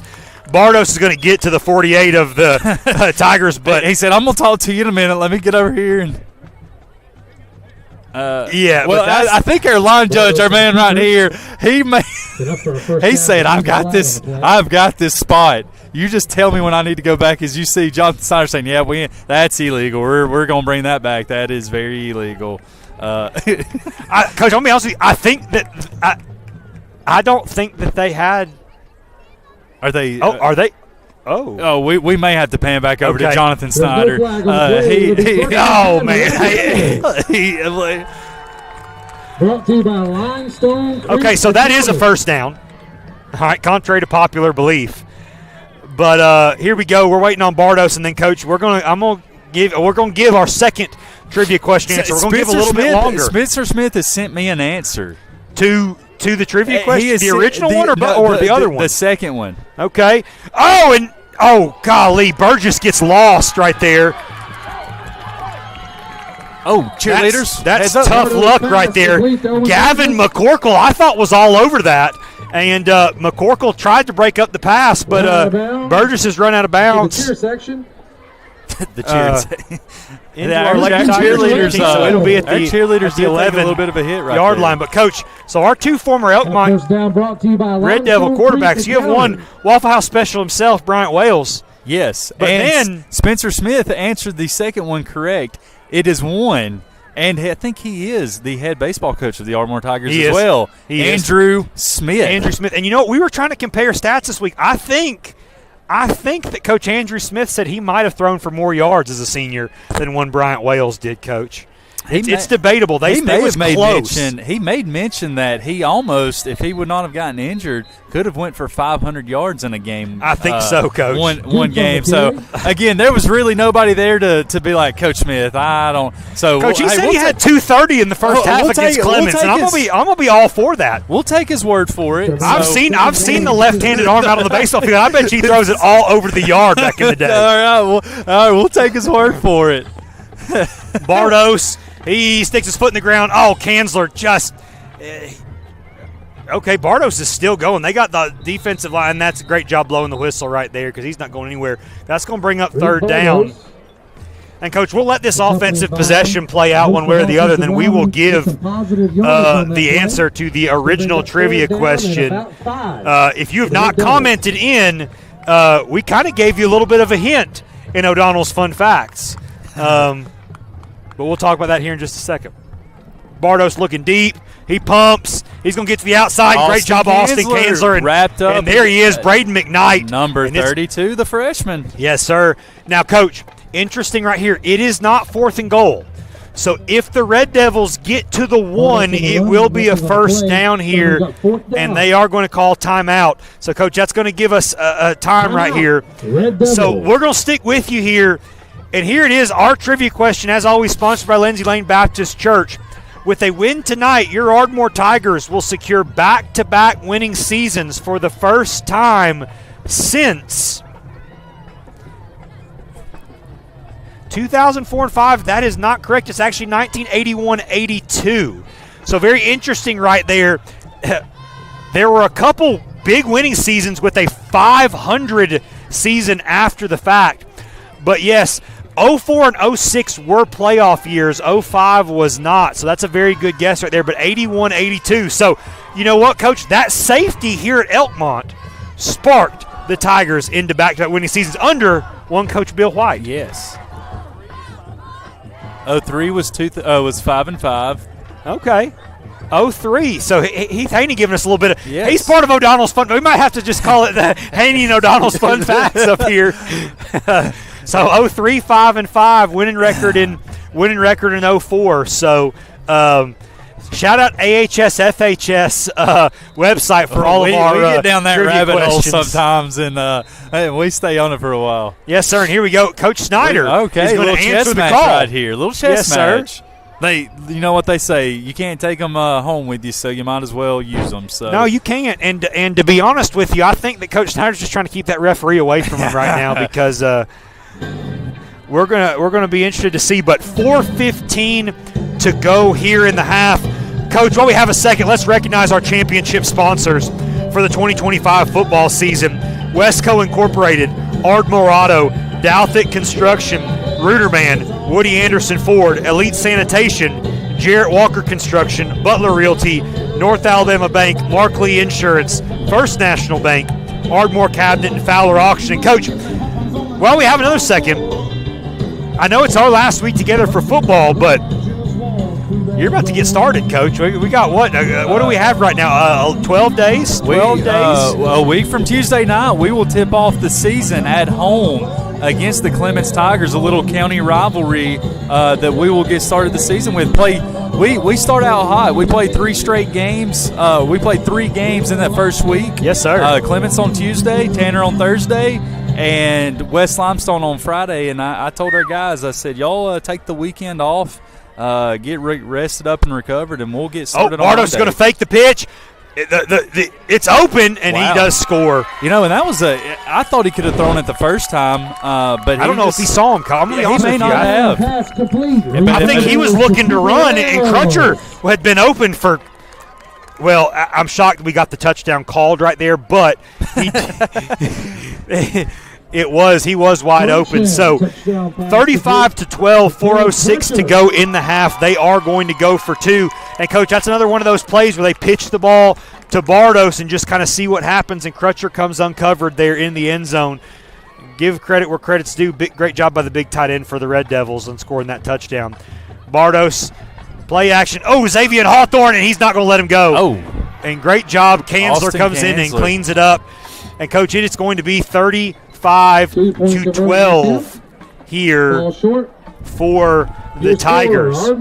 Coach, I would be really interested in Heath, I don't know if you can do this. If you still have AHS, FHS pulled up, can we look and see what might be the most points scored by the Tigers in this rivalry? Because, obviously I know, we're up big at halftime. Some benches will clear and things like that, but it's very possible we put up a 60-burger tonight. We very well could. I mean, because you think about even when we go deep into the depth chart, our second, third string guys are very dynamic. They are. And can make plays. And so it is not unseen or unheard of for that to maybe happen. Again, he's got this thing teed up, and we'll be very curious to see where it goes and if one of these – I told you, Coach. That's a great high hop. And great job by Larson because Caden just kind of gripping. Yeah, go ahead. That was you tell him that was great. Coach, when I tell you, I watched him in warmups, and he did that over and over and over again. And give him credit because that was a great onside kick, and give credit to Larson for going up and high pointing that, and then just coming down and saying, if you're going to hit me, but I'm not going to lose this ball. Yeah, that really good job. I mean, great kick by him and Caden just going up and just grabbing it right out of the air and just getting down on it, because that's not as easy as what you think it is, especially when you got guys running at you. But he fielded that clean. We got a flag over there. I don't know if my man just dropped it. Well, at the rate things are going tonight, Coach, ain't no telling. I just think he dropped it. I don't know. Or he's got Coach. I will say this: he has gone flag in the back pocket down here on the line, Judge. So when he tries to pull it out of the front pocket, we'll know where it is. Yep. All right. Here we go. The offense is back out on the field. Jalen Smith, the tailback here. Big Brady Certain lead blocking right there. Jalen's going to gain 5. Tackled a little low, slow to get up. I don't know if that was just because he got hit low or if that was just because there was a lot of chaos right there. But Brady Certain was leading the way right there. And, again, Coach, we're getting into that secondary so much that we're having a hard time finding people to block. Yeah, our offensive line has done a great job tonight as we here we go. Oh, Smith, we got two guys coming and here we go, Landry Rubley. Both by Landry. And Smith is going to get a CB&S Bank first down right there. And give credit to the staff up here. Here it is.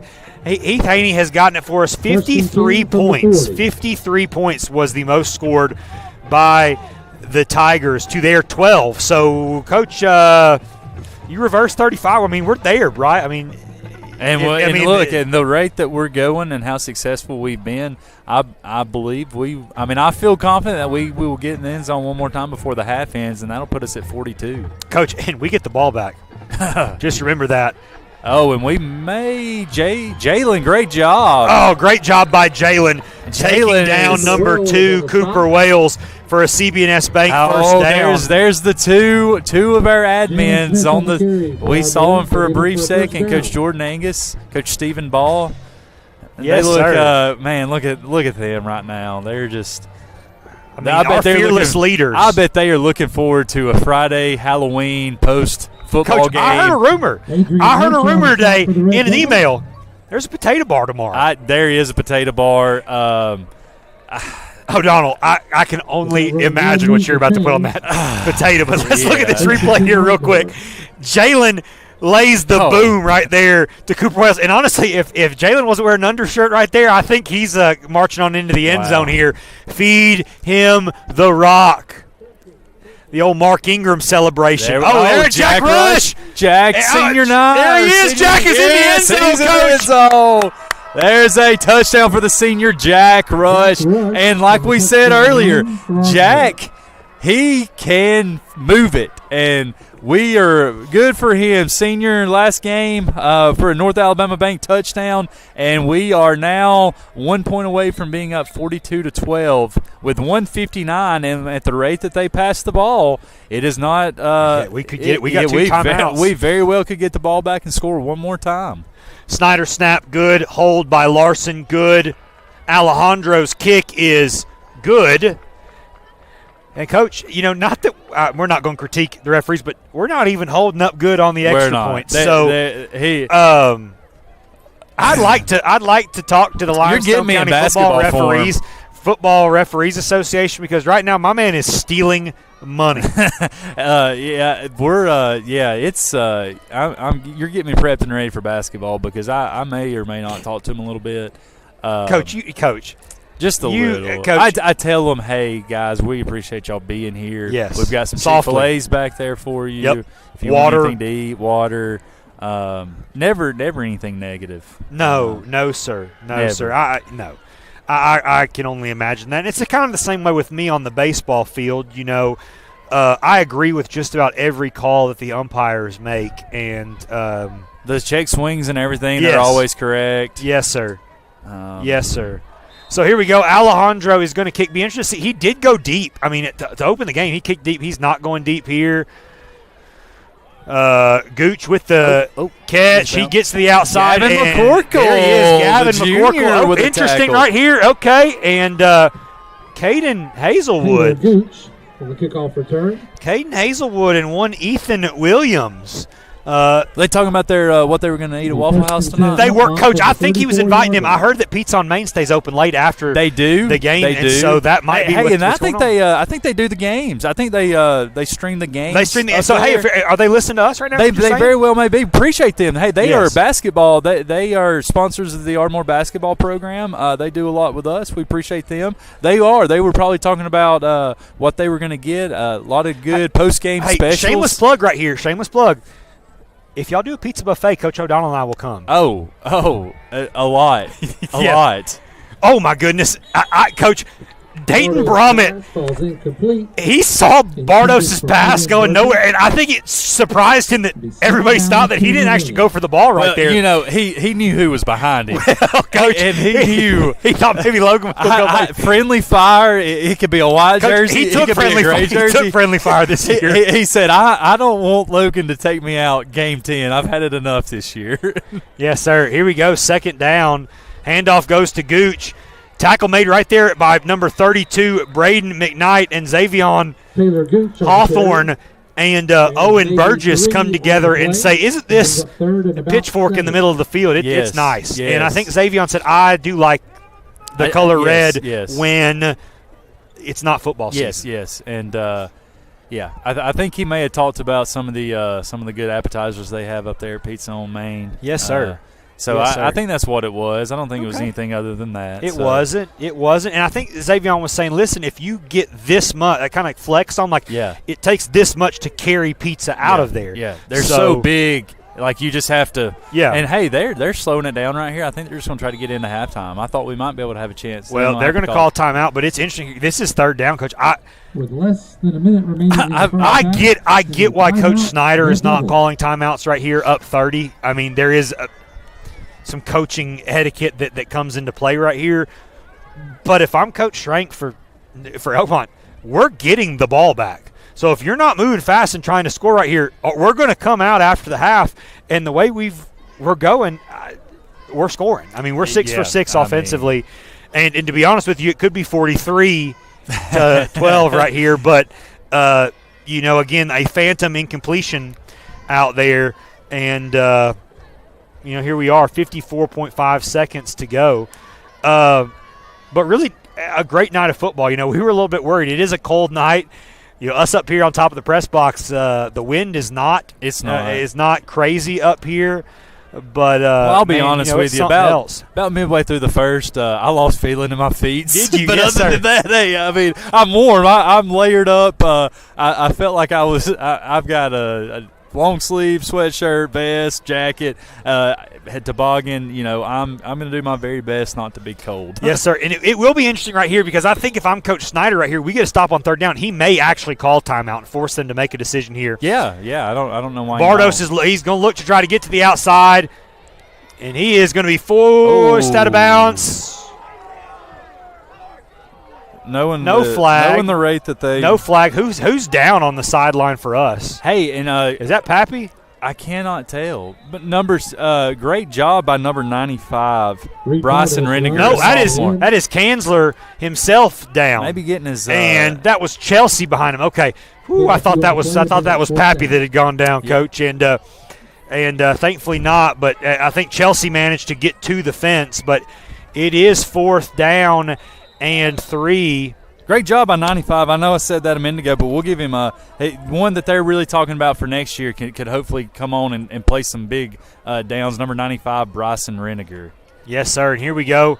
Great job of pass coverage. That's a hold. There you go. So it doesn't matter. This incomplete. We're going to decline that penalty. It will be a turnover run downs. Coach, 34 seconds left. I think we're throwing it. Yeah. I mean, hey.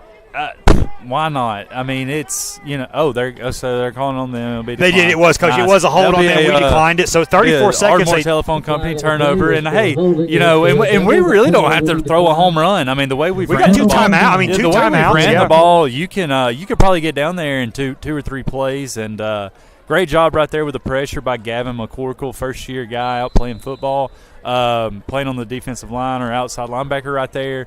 Good job by him. Yes, sir. Big body. I mean, big body kid. Good for Gavin for getting out there. I know he's one of your basketball guys. One of our baseball guys will be playing a little bit of the hot corner, I think, probably for us in the spring. Here we go. Alex rolls out.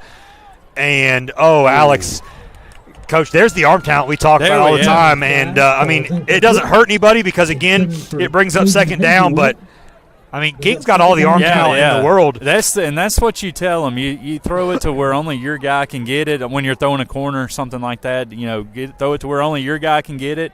As we see number 7, Brody Lindsay, on the far side coming in. Jalen Smith, looks like we may be going 5 wide, Coach. 5 wide, NASCAR. Let's go. Hopefully can we see a little wheel route right here? Can Jalen Smith catch the ball? Can we? This may be nice. Right? He's coming in motion. Okay, nice. And Oh, good job by King. Nope, you're right. Going down the and that's okay. Yep. And give credit to Brody Lindsay for finding his quarterback right there. Alex is kind of directing traffic. If Brody could have gotten off that block a little bit quicker, maybe we get there. But again, 18.8 seconds left.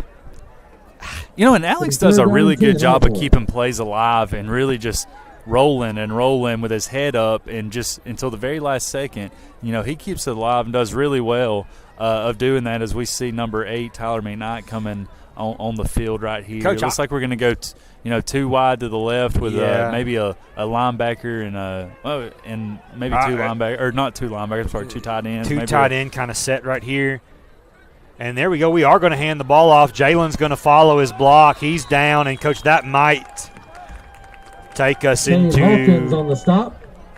The half. And Snyder is going to call timeout. Throw a little Hail Mary right here. See that arm? Jalen, I think you're throwing it to the wrong side right there. But, it looks like we'll get to see that arm talent. I know Alex has got a really live arm. As we talk about on the baseball side of things. He does, Coach. We may get to see if he can hurl this thing to the end zone for a little Hail Mary action. 37 yards, Coach, so that would be, about 111 feet. I think he's got it. Oh, yeah. No doubt. I like let's see what we can cook up right here. I'll be interested to see if they go 5 wide right here, because I'll give Elkmont's defensive line credit. Our offensive line has held strong, but they have gotten some push tonight and made Alex a little bit uncomfortable. We've moved the pocket quite a little bit to allow Alex to be able to throw. So be interested to see right here what we do. Okay, so Xavion is in the game. He doubles as a pass catcher, but also, the way he thumps on defense, Coach, you got to think he's going to be able to pass block. Yeah. So here we go, and we are – and that pass is incomplete, and that is going to be the half. And you know what? Give them credit right there. We're looking to score points. We know we're getting the ball back after halftime. The first stop for Elkmont tonight. But to be honest with you, we went away from what we do. Yeah. And so we're going to stay with you here at halftime. King's Hardware halftime performance here by the Ardmore Tiger Band. And things couldn't be going much better, Coach. I'm going to be honest with you, 42-12. Coach, I'm just going ahead and telling you need to go get you a funnel cake. Funnel cake? I think that's calling. Do you think I can get the funnel cake up the ladder, Coach? Oh, we can help you. You've had to talk through me hitting my sweet tooth in the third quarter. So, Coach, go get you one. And if I have to cover for a little bit, I don't mind to do that at all. Okay. So what you're saying is 2 funnel cakes. That's what I'm hearing. Whatever you want to do, Coach. I'll never been the man to turn down sweets up here in the in the top. So and here we go, Mr. Tyree down here calling the band out on the field, and can we get a little bit of a zoom in right there on Mr. Tyree? We hadn't really called him out much this year, doing a great job with the Ardmore Tiger Band. They've had 2 very successful marching competitions. And give Mr. Tyree some credit right here. Payne down there with the color guard. We see, I don't know if we get it. She's going to get into the pan. But I don't know, but Laurie does a great job. Our whole we got a great band, a very big band. Yes. And they've had a great marching season so far, great competition season. As you enjoy the King's Hardware halftime show. Yes, sir, and we are going to turn it over to the Ardmore Tiger Band. This has been Tiger Football here on the AHS Sports Network.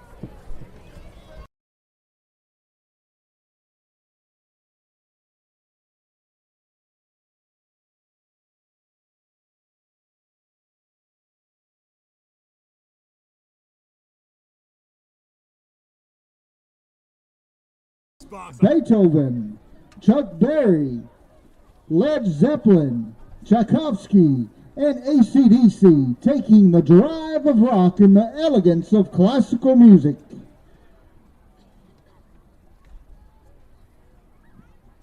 Drum major, is your band ready?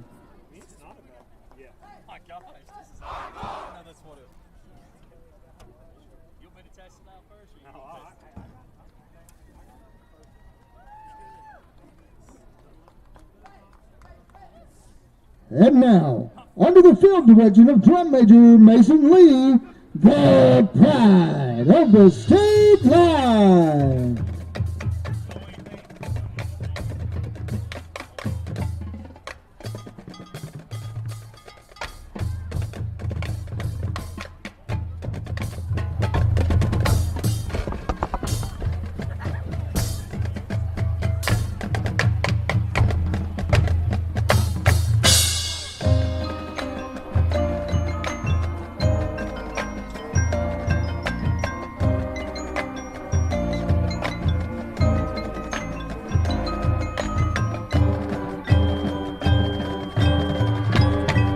The pride of the state line.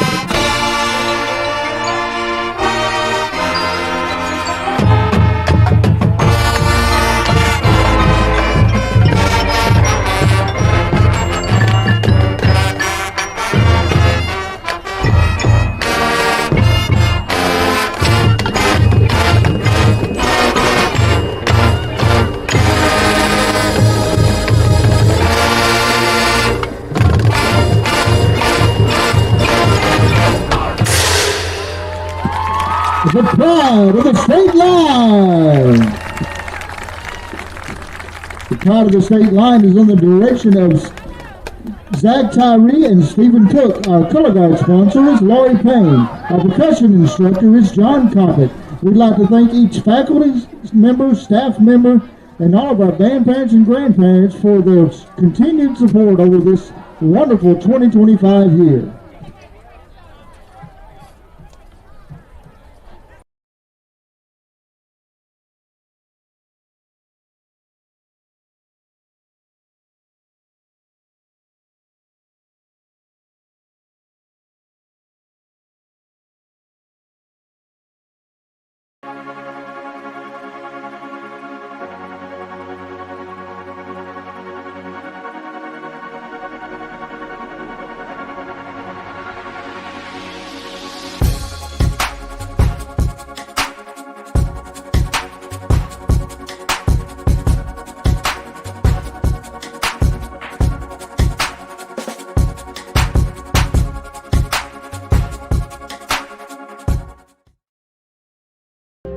CB&S Bank has a long history of stability and a legacy of serving our community's needs. You could say we know a thing or two about tradition. We've been family, community, and financially strong since we began in 1906. Whether you're buying a home, auto, or consolidating debt, CB&S Bank offers personal loan solutions. Or setting new business goals, our commercial loans can help you achieve them.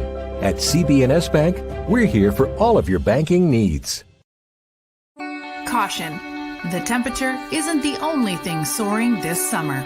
Call Ardmore Telephone Company today and upgrade your internet to move faster than ever. If you're a current customer, we'd love to discuss our internet options so you can connect to everything you need. Give Ardmore Telephone Company a call at 800-830-9946 today. Fiber is not available in all areas.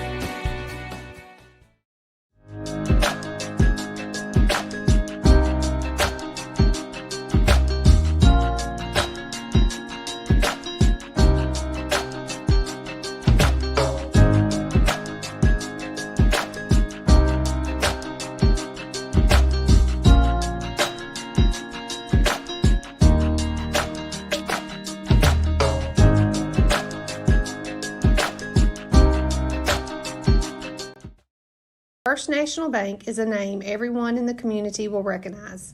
We see it in our schools, in our parks, and in our homes. First National Bank is proud to help make our community great. I am First National Bank Vice President Crystal Tucker, and together with my team, we have over 120 years of hometown banking experience. We love to help represent First National Bank in our community, and we would love to be your banking partner. First National Bank, making communities great.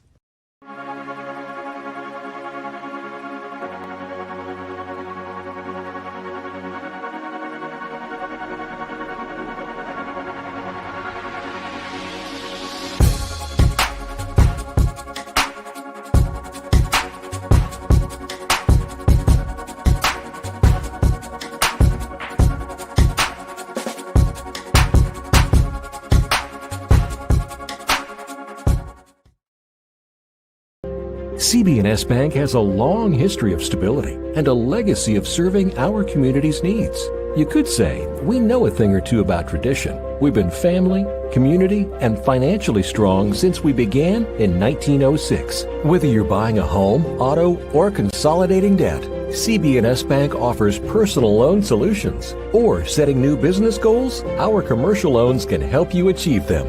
At CB&S Bank, we're here for all of your banking needs. Caution. The temperature isn't the only thing soaring this summer. Call Ardmore Telephone Company today and upgrade your internet to move faster than ever. If you're a current customer, we'd love to discuss our internet options so you can connect to everything you need. Give Ardmore Telephone Company a call at 800-830-9946 today.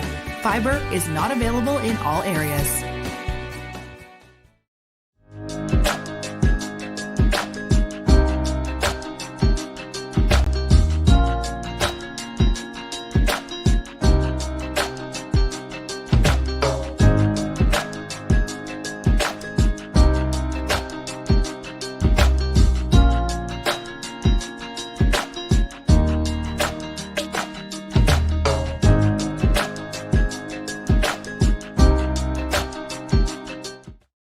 First National Bank is a name everyone in the community will recognize. We see it in our schools, in our parks, and in our homes. First National Bank is proud to help make our community great. I am First National Bank Vice President Crystal Tucker, and together with my team, we have over 120 years of hometown banking experience. We love to help represent First National Bank in our community, and we would love to be your banking partner. First National Bank, making communities great.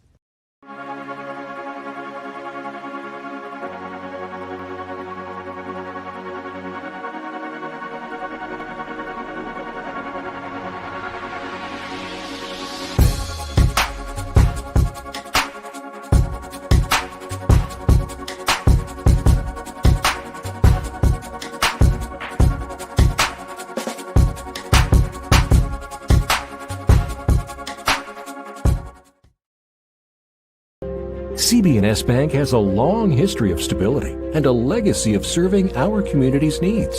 You could say we know a thing or two about tradition. We've been family, community, and financially strong since we began in 1906. Whether you're buying a home, auto, or consolidating debt, CB&S Bank offers personal loan solutions. Or setting new business goals, our commercial loans can help you achieve them.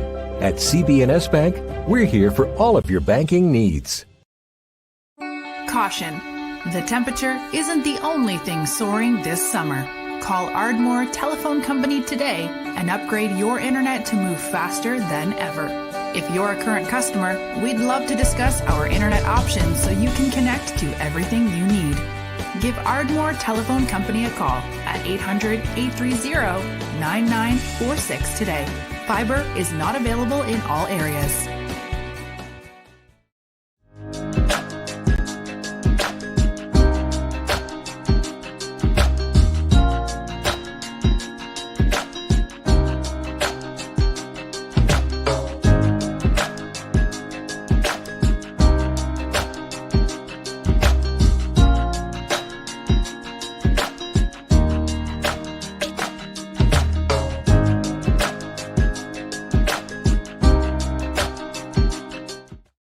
First National Bank is a name everyone in the community will recognize.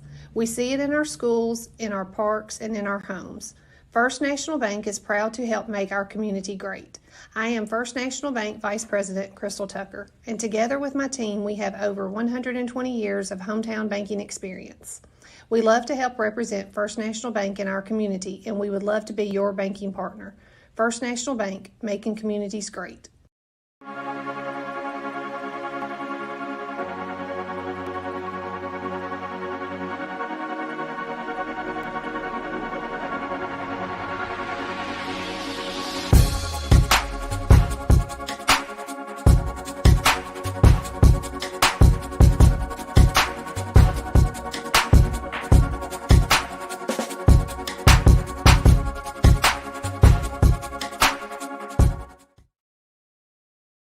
CB&S Bank has a long history of stability and a legacy of serving our community's needs. You could say we know a thing or two about tradition. We've been family, community, and financially strong since we began in 1906. Whether you're buying a home, auto, or consolidating debt, CB&S Bank offers personal loan solutions. Or setting new business goals, our commercial loans can help you achieve them. At CB&S Bank, we're here for all of your banking needs. Caution. The temperature isn't the only thing soaring this summer. Call Ardmore Telephone Company today and upgrade your internet to move faster than ever. If you're a current customer, we'd love to discuss our internet options so you can connect to everything you need. Give Ardmore Telephone Company a call at 800-830-9946 today. Fiber is not available in all areas.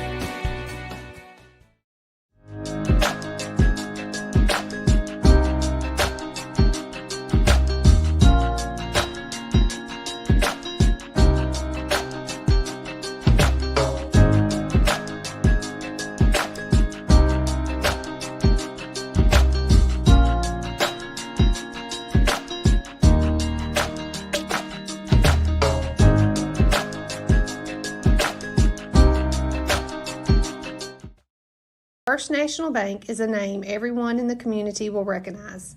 We see it in our schools, in our parks, and in our homes. First National Bank is proud to help make our community great. I am First National Bank Vice President Crystal Tucker, and together with my team, we have over 120 years of hometown banking experience. We love to help represent First National Bank in our community, and we would love to be your banking partner. First National Bank, making communities great.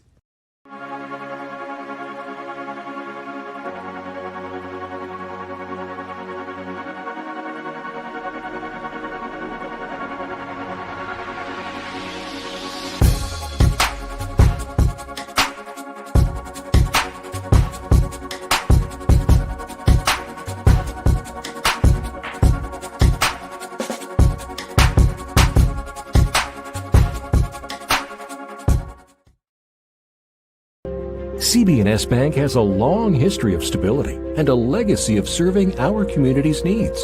You could say we know a thing or two about tradition. We've been family, community, and financially strong since we began in 1906. Whether you're buying a home, auto, or consolidating debt, CB&S Bank offers personal loan solutions. Or setting new business goals, our commercial loans can help you achieve them.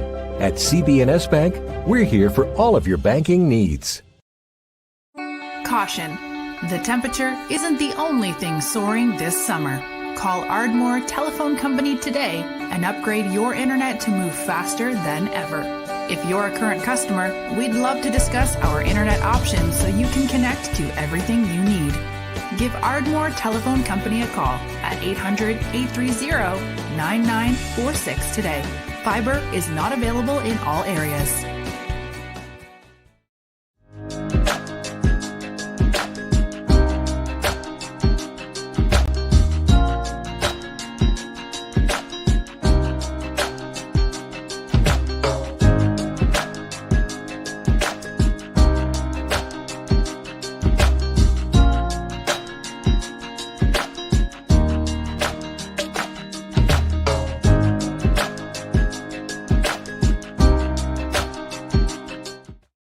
First National Bank is a name everyone in the community will recognize. We see it in our schools, in our parks, and in our homes. First National Bank is proud to help make our community great. I am First National Bank Vice President Crystal Tucker, and together with my team, we have over 120 years of hometown banking experience. We love to help represent First National Bank in our community, and we would love to be your banking partner. First National Bank, making communities great.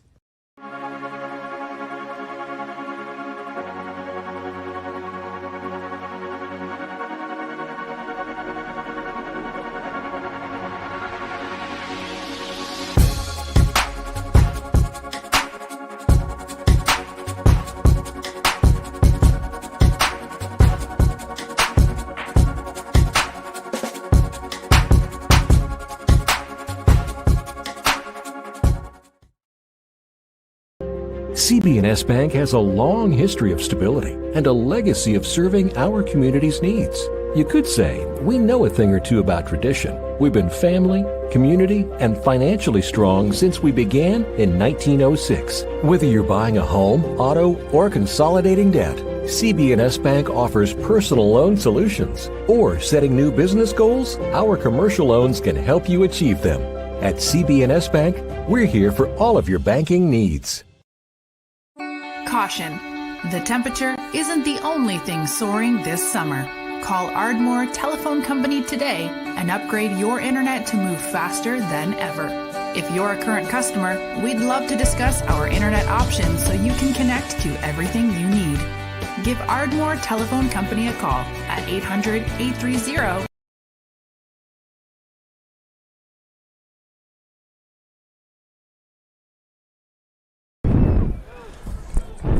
Well, ladies and gentlemen, we just had a little bit too much fun. Went down there and talked to the coaching staff a little bit, got some takes during halftime. Missed the opening kickoff, but one Aiden Franklin, number 34, is going to fall on that ball. Go. It'll be 1st and 10, CB&S Bank first down Coach, for the Tigers. You're going to have to give me a minute, Coach, huh? You had a breath going up that ladder, Coach. Going up that ladder, I've lost my breath a little bit. That's quite the steep climb right there. As we do have first-team offense back out on the field, Coach. As we are when we got the clock will be running, it looks like, in the second half. So Here we go, Xavion Hawthorne, following Brady Certain to the outside. He sticks his foot in the ground. He's 20 yards downfield, and Xavion, Coach, that's a big hit right there. Give credit right there to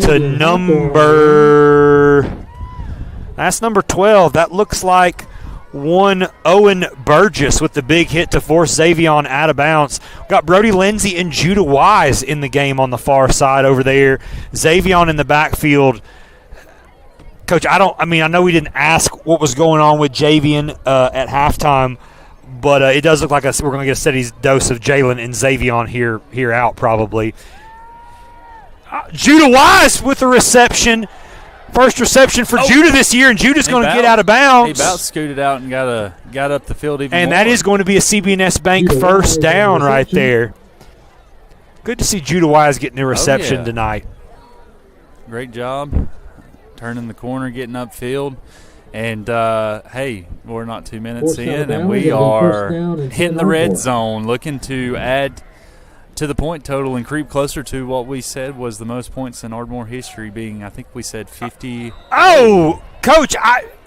Coach, there might be a sniper up there on top of the Elkmont High School gym. Landon Snyder just went down. Did he get touched? Or did he just fall back? I know that there's going to be a flag on Elkmont right there, but I don't know if Landon got pushed or if he just rolled backwards for the team. And we look like one of our seniors, number 12, Jacob Inman, has entered the game. Yes, sir. Good to see him. Replacing Brody, so we'll get him. We'll get some senior action. Maybe look for. We got 74 in the backfield right here. A little crazy action right here. Is we got Brady Certain, and I said, if a running back or if one of Brady Certain's in the end zone, untouched. He's in the end zone, untouched. Big man touchdown. Now we got a penalty flag. I don't know what the flag is. And touchdown run. Well, no, that flag. There's a flag thrown in the end zone. They threw two, and he went untouched. I mean, if he wasn't such a good offensive lineman, he may be fine for some running back. Hey, apparently we got a mind reader down here in the booth for Elkmont. He said he's almost certain it's going to be a personal foul. I think I'm almost certain it was a touchdown. Yeah. So. Hey, and I was kind of thinking in my head, this week, are we going to go the Caden Proctor special? And if we did, would it be Brady Certain? And it was Brady Certain that went up the middle, almost untouched. Yes, sir. So I don't know. I'm still waiting to see this call. I think they're going to say illegal proceed. Okay, just okay. So okay. No, you can't. He can't. Yeah. Okay. I was going to say he. No, well, you can't do that if it's not a. Yeah, if it's not. The play shouldn't. It shouldn't. It shouldn't be. You can't be a dead ball personal foul because the play doesn't count. Yeah. So it should be. Coach, I think they need us just to go down there and help. It can't be. Conduct penalty. No, it can't. You can't. I think if we'll see. Coach I don't understand how. I don't understand how the unsportsmanlike conduct penalty can be enforced when the play didn't take place. Yeah. And again, I'm not certain how that works. And I'm not even going to pretend because I'm going to watch. He's going to say 74. That's his first personal foul on a play that didn't even happen. Which, in my mind, Coach, if it didn't happen, I don't think that the personal foul. Now, Coach, the only thing that could get me is, did we swear? Because if somebody said something, if we said a swear word, Coach, that's a personal foul every time. And it looked like we got first. Looks like he just tossed the ball up in the air. Yeah, but I don't know. Nonetheless, it's first and goal. We are and first and goal from the 22. And again, at the rate we've been going with their offense, I feel pretty confident we'll be back down there very shortly. Yeah, I would love to. Yeah, we got a replay right here on the touchdown. Brady Certain untouched. I don't know who jumped. That's the real question. And look at Brady. There he is. He said, good for old Brady. Brady's played a great role over the past few years as one of our linemen. Good to see him be able to get in for a touchdown. Ball's on the ground, Coach. It kicks out. And, great job. And great job right there. Xavion Hawthorne picks up the fumble. Jalen kind of gets caught in traffic, gets spun around, and Hawthorne is going to recover it.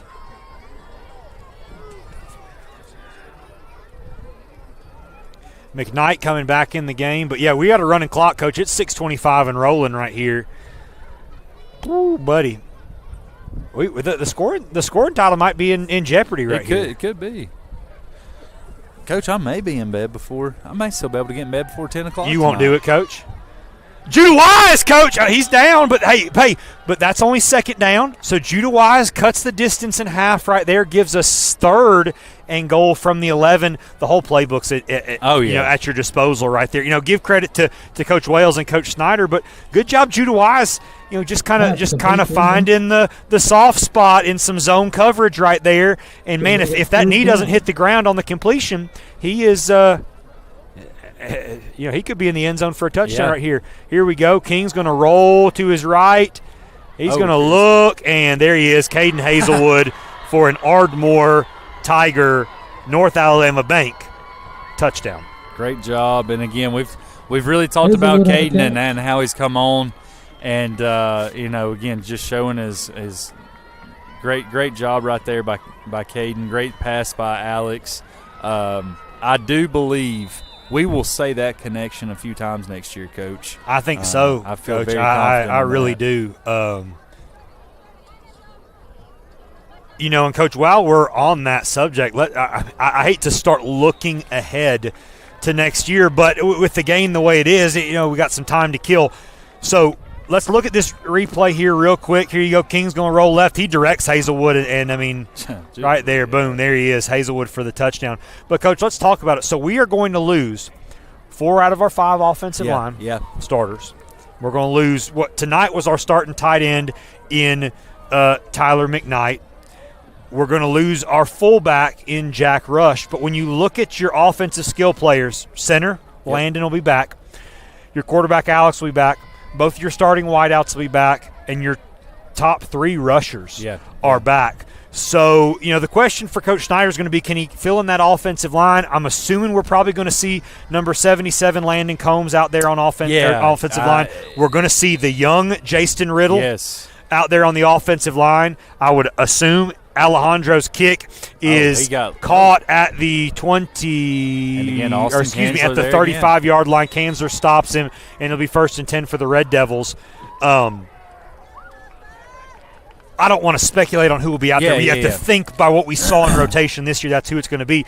But then on defense, Coach, we return a lot more. I mean, add Xavion in that mix now. We return a lot more than we think. The other kind of crucial piece is going to be, Coach, our specialist. We're losing Gabe Alejandro, and, man, you talk about kicker and punter extraordinaire. That is going to be a tough loss. Fortunately for us, we didn't have to use him a lot this year with how good our offense was, but you never know how good of a specialty you have until you don't have it. Yes, sir, and here it is. Cooper Wales is Ronnie Pilot. And that was Ronnie Pilot was channeling his inner Logan Newman right there. But, Coach, we talked about it. Cooper Wales is their dude. Yeah, he is. He is. And we played a kind of a soft zone coverage right there, and Cooper got behind the cornerbacks. And good-looking receiver. If really good-looking. If Bardos completed that pass, I think Wales is gone right there. Yeah, 6 foot sophomore. Yes, sir. Put up really good numbers for Elkmont this year. And there he is right there. Gets by Lozano.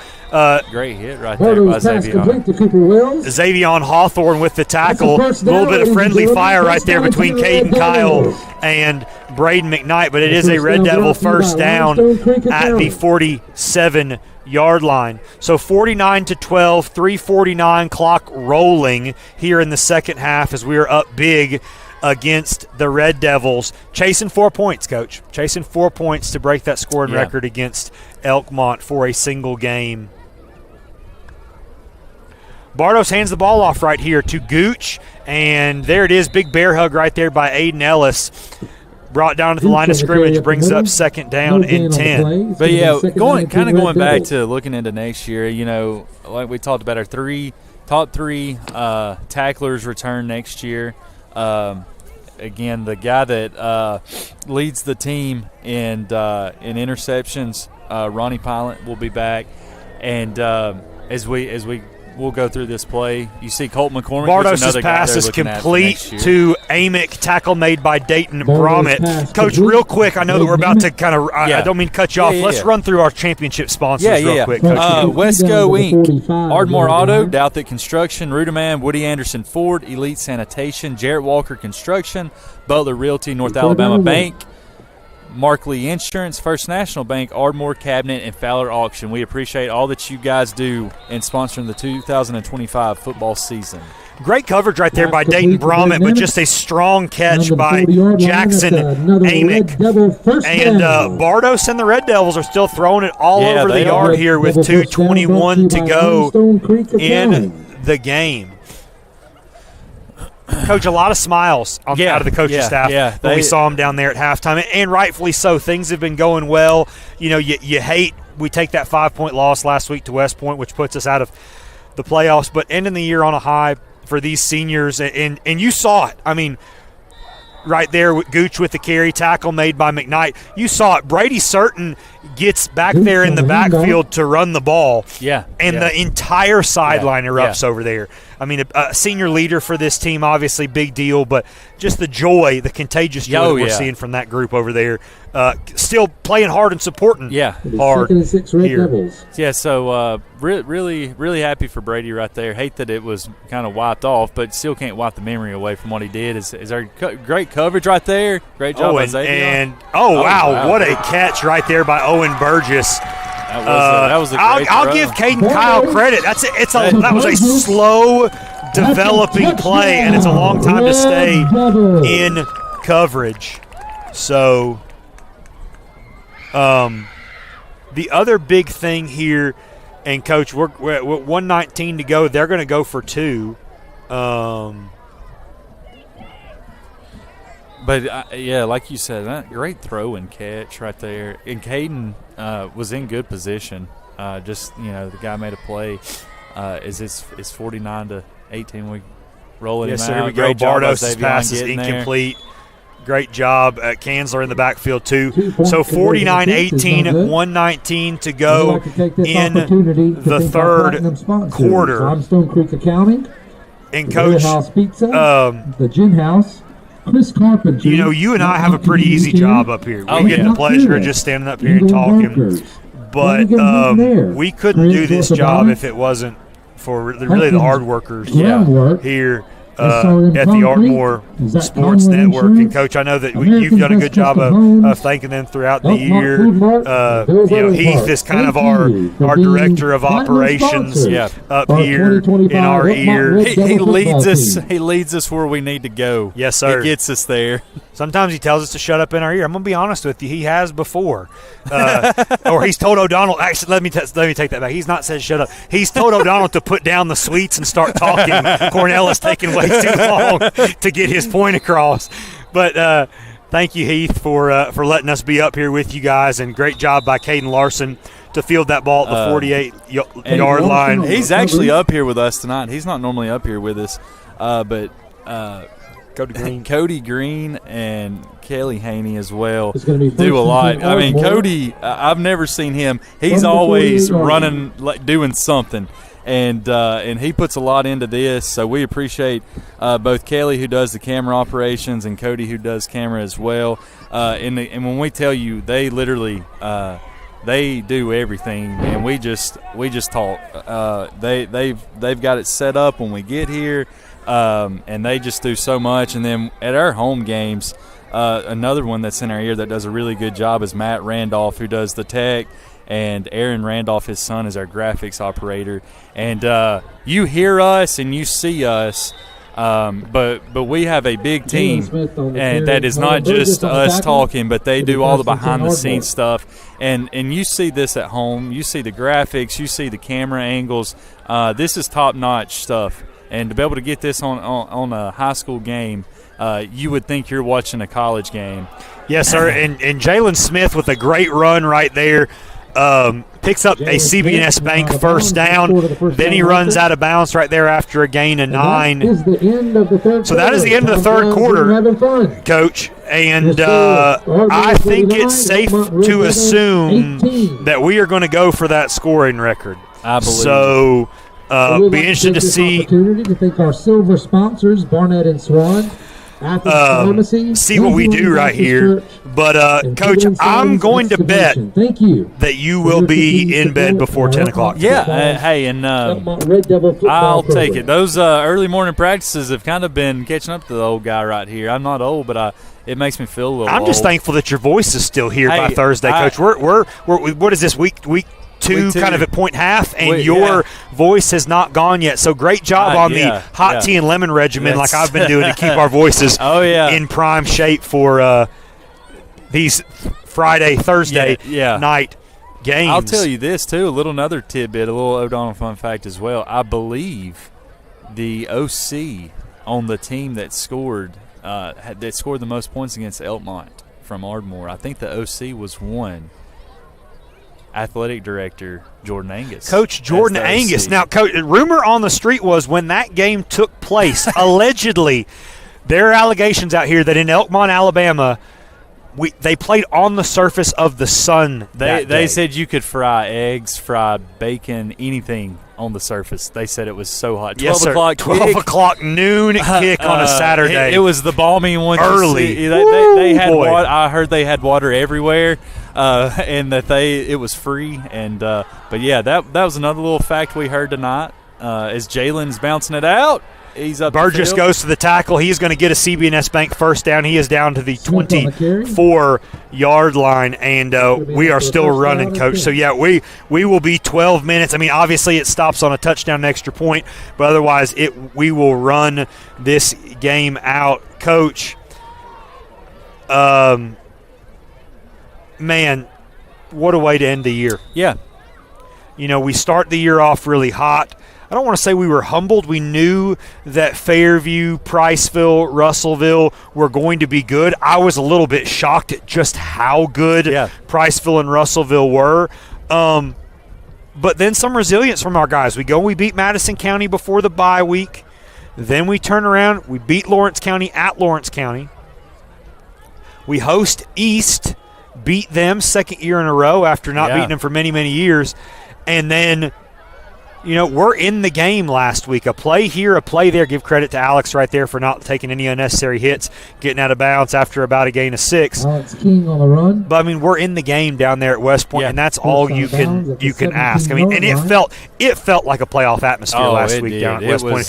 If you guys weren't there, I'd love to say you guys were with us listening to the game, but we know we had some technical difficulties. Shout out Starlink this week for allowing us to be live with you guys. And here we go, 3rd down and short for the Tigers. Jalen gets the ball. He is going to be stopped about a yard short, and you got to think Coach Snyder and Coach Wells are going to go for this. I would. And, you know, and just kind of thinking back to the season and everything, you know. Minimal gain on the play. You don't know it then, but you're playing what are the top 3 seeds in the region. And back-to-back weeks, and just what toll that took, and then for us to be able to come back is as we see Gabe Alejandro, and he has a leg on him. Yes, sir. Here we go. It looks like it's 34 yards. So excited to see this because he can kick it. Hope he can knock this through as he's been booting them in warm-ups. Yeah, he look does. at that, right? And that would have been good for good for 45, Coach. What a kick! I mean that cleared the. That cleared the street, and that's back in the pasture out there. What a kick by Gabe Alejandro. Interesting strategy right here for Coach Snyder. You know, he probably doesn't realize what the point total is right here, but he's given us that suspense, keeping us all in the game until the very end. Everybody tuned in. Yes, sir. Yes, sir. But really, thank you to everybody who has tuned in this year to listen to myself and Coach O'Donnell. It has been an absolute pleasure. You know, when I was asked to do this by Coach Snyder, I reached out to Coach O'Donnell and said, hey, I think that it'd be awesome to have you up here with me if you can spare some Friday nights, especially prior to basketball season. And I'm so glad that you agreed with me, Coach. I really thought, I was like, I'll do. I thought I was going to do one, and then, and my mother-in-law was like, yeah, you're going to do it all season. I'm like, no, I think I'm just going to do it the one time, and then they'll find somebody else or whatever. And there's a tackle by Kanzler right there, Coach, at the 31. It's been a blast. I've had a great time. It's been fun. We do this for the kids to highlight them and to be able to just kind of bring you the game action and yes, sir. Hey, we got to shout out one Shane Emerson because Shane Emerson has toted us around. He's toted us to Fairview. He's toted us to West Point. We went all over the place. We kind of told him to take us with him. I thought we might make us a little Buc-ee's trip all together after the game, but I don't think we're going to do that. But and there's Cooper Wales right there, and man, he is a load, Coach. Yeah, he is. 3-4 Tigers bring him down at the 44-yard line. And so, hopefully next year we can come back for a year 2 all together. Yes, sir. Would love that. Coach Snyder, I was talking to him today, and he really expressed how much he appreciated all of us up here and us doing it. So if nothing crazy happens, hopefully we'll be back next year with you guys again. Yes, sir, and in a reclass year. So interesting to see whether we'll have the same region or whether things will change. A lot of moving parts going on right now in Montgomery. Lot of oh my goodness, woo! Great job. Great coverage right there by Dayton Bromett. I thought Amick was going to bring it in, and that's a very late flag. And I think we'll be entering year 6 of the Jonathan Snyder era. Yes, sir. At Ardmore, and just again throwing stuff off the top of my head. In 5 years, I believe 3 of those 5 he has had winning records in 3 of those 5 seasons. Playoff appearances in 2 seasons, almost a third this year, and I know he's excited for the guys he's got coming back. He's expressed how much he does. It's going to hurt losing these seniors and what they've meant to the program, but another good group coming back, and so we're excited to see what they can do in the off season and come back stronger and faster and ready to go. Yes, sir. A few second team guys in here. We got number 16, Carter Oppa. Oh. No, that's 46. I'm sorry, okay. Coach. That's Dayton Bromett right there, Coach. It just looked like a 16 from where things were going. But we do have 130, Jaden Parker. And it looks like he might be the – we got 35. Nichols, maybe? We got Colton McCormick. We also have Gavin McCorkle, 76. Jeremy Nichols is out there. Yes, sir.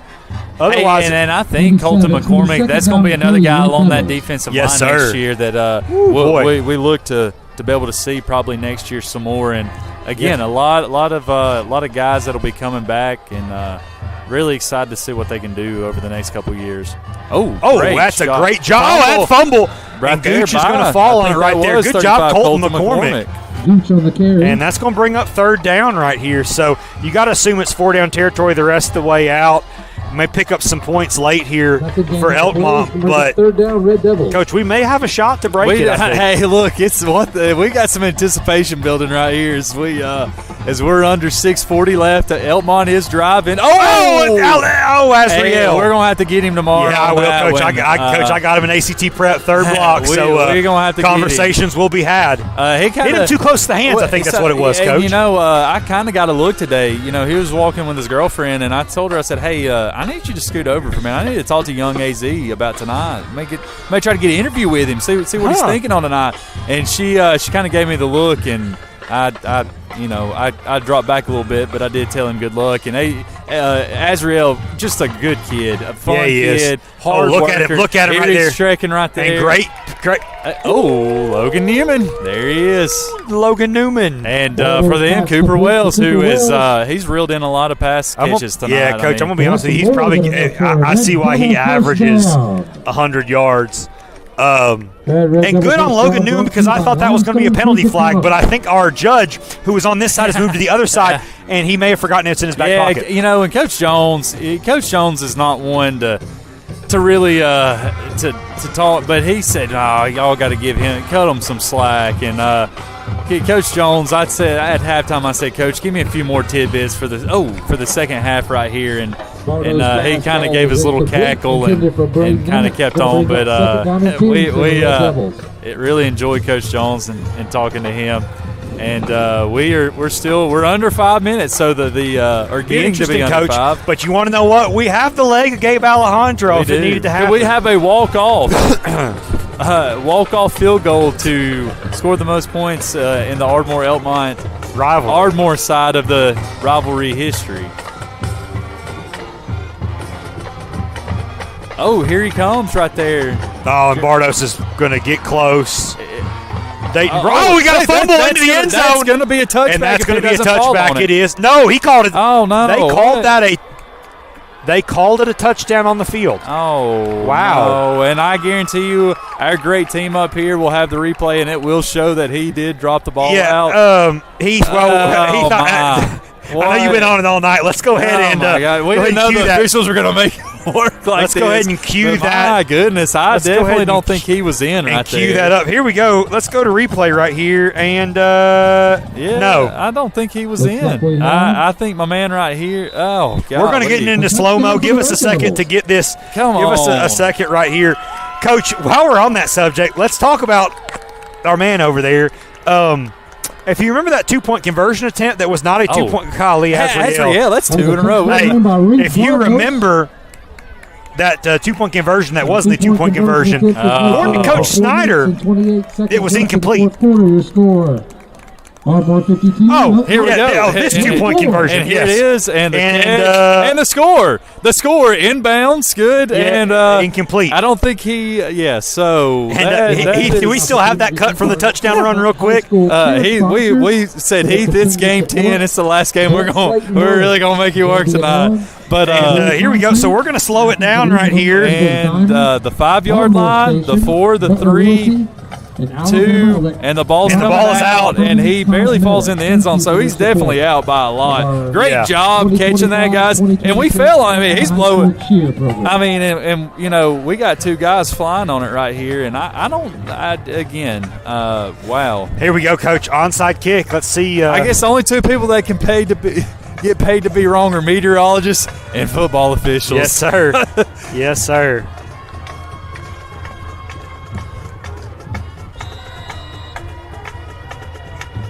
There's the kick. High bounce. Big Aiden Franklin. And he's going to get to the 47-yard line. So they're fired up. 4 minutes, 20 seconds to go here. The clock is running. It is. We are in the 2-minute drill. As we see, we still got the starters out there, Coach. We will see the starters. So it looks like we got Jacob Inman out here with Caden Larson. Good. Jalen Smith in the backfield. Hazelwood's off the field. We got Jalen in the back. We're playing a little fast. Hand it to him. Good job right there by Landry Rubley with the kick out. Jalen Smith. Here we go. Jalen Smith. He's gone. He's gone, Coach. No flags. And he we may be setting this up for another offensive lineman, possibly. We may be setting this up for another Coach, offensive lineman. I would love this right here. We could be setting this up for another offensive lineman.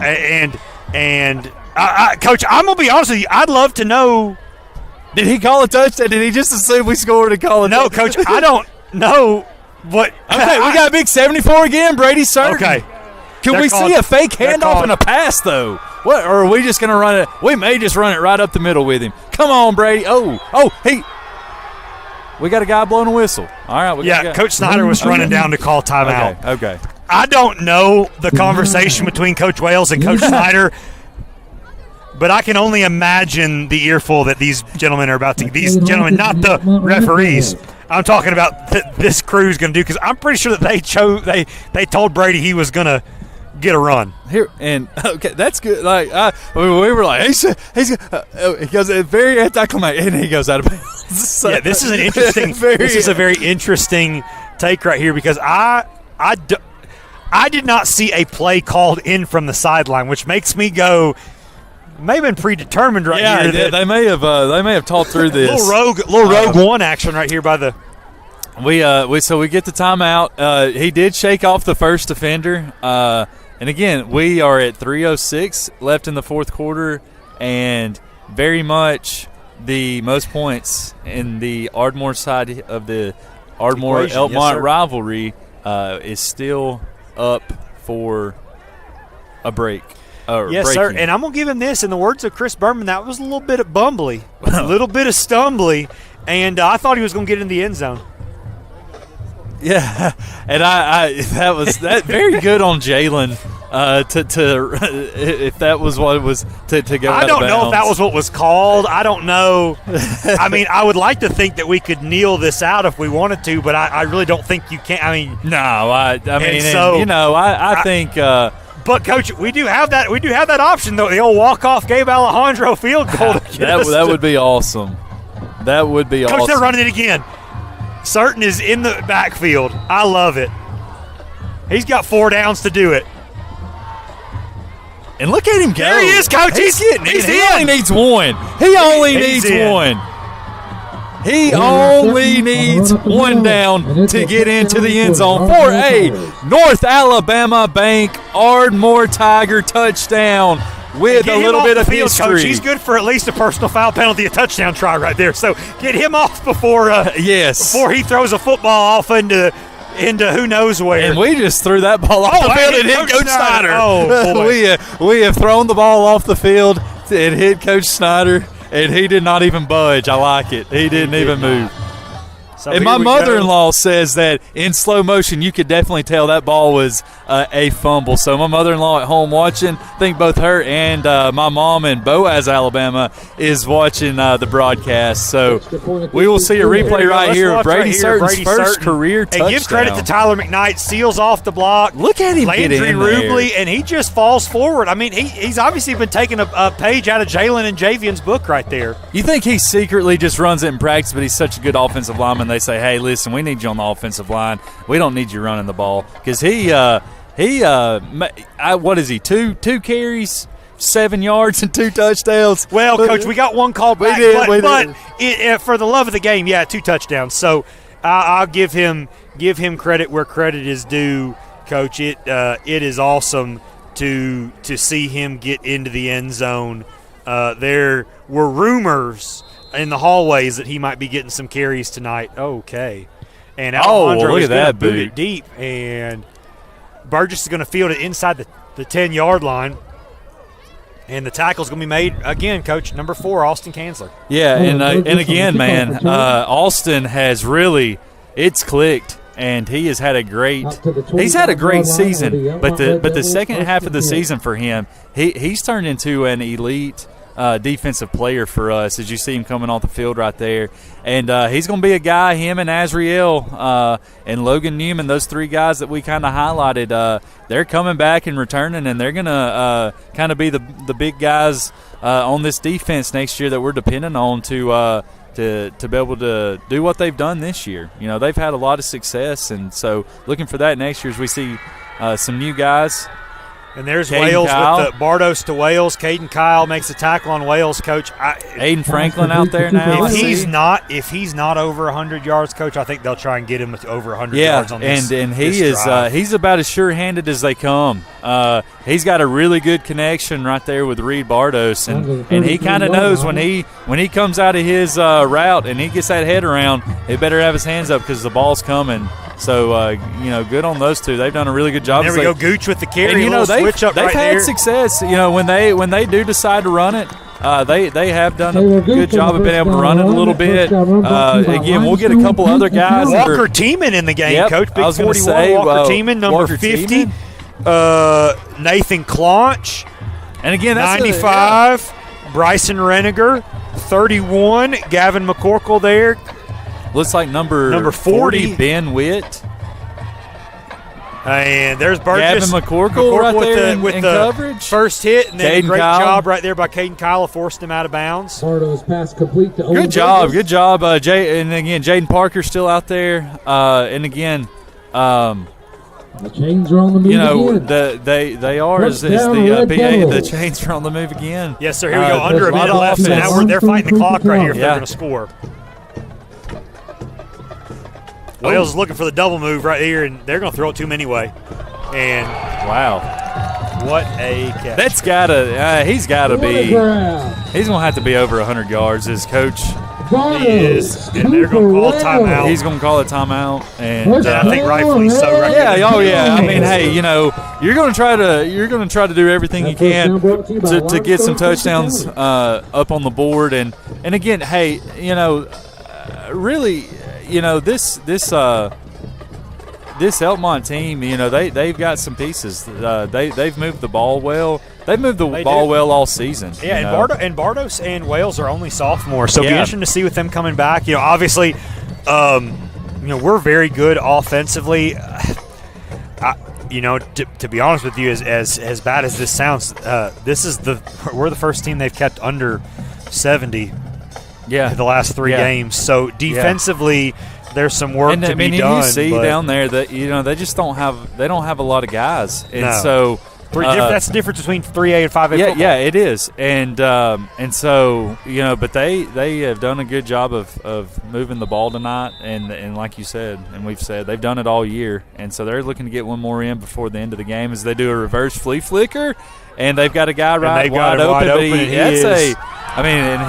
He don't miss many, and that was almost, and he's going to call another timeout. That good play call right there.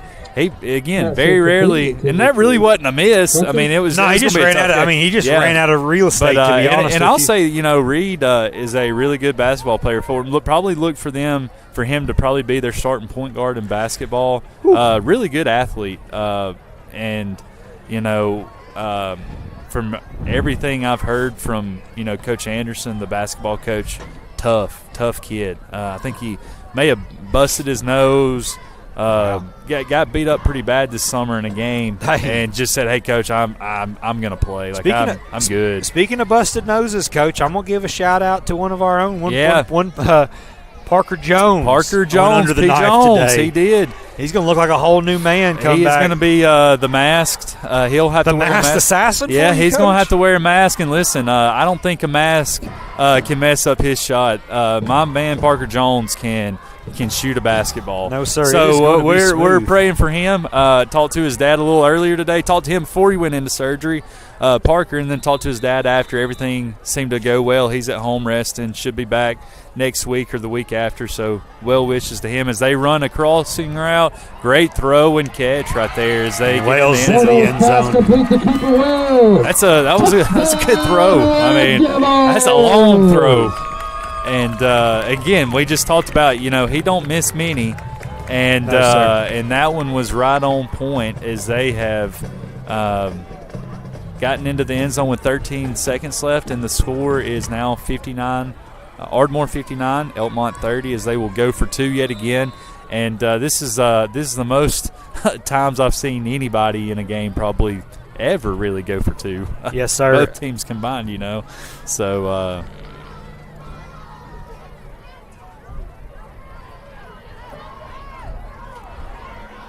Good for Colton McCormick. Great coverage, and here comes. And great job there by their tight end, number 7, to get inbounds. The 2-point you got to think is good. They're kicking this off. We're going to probably take a knee right here, and that'll be a coach. And 59 Ardmore, 32 Elkmont. Good game.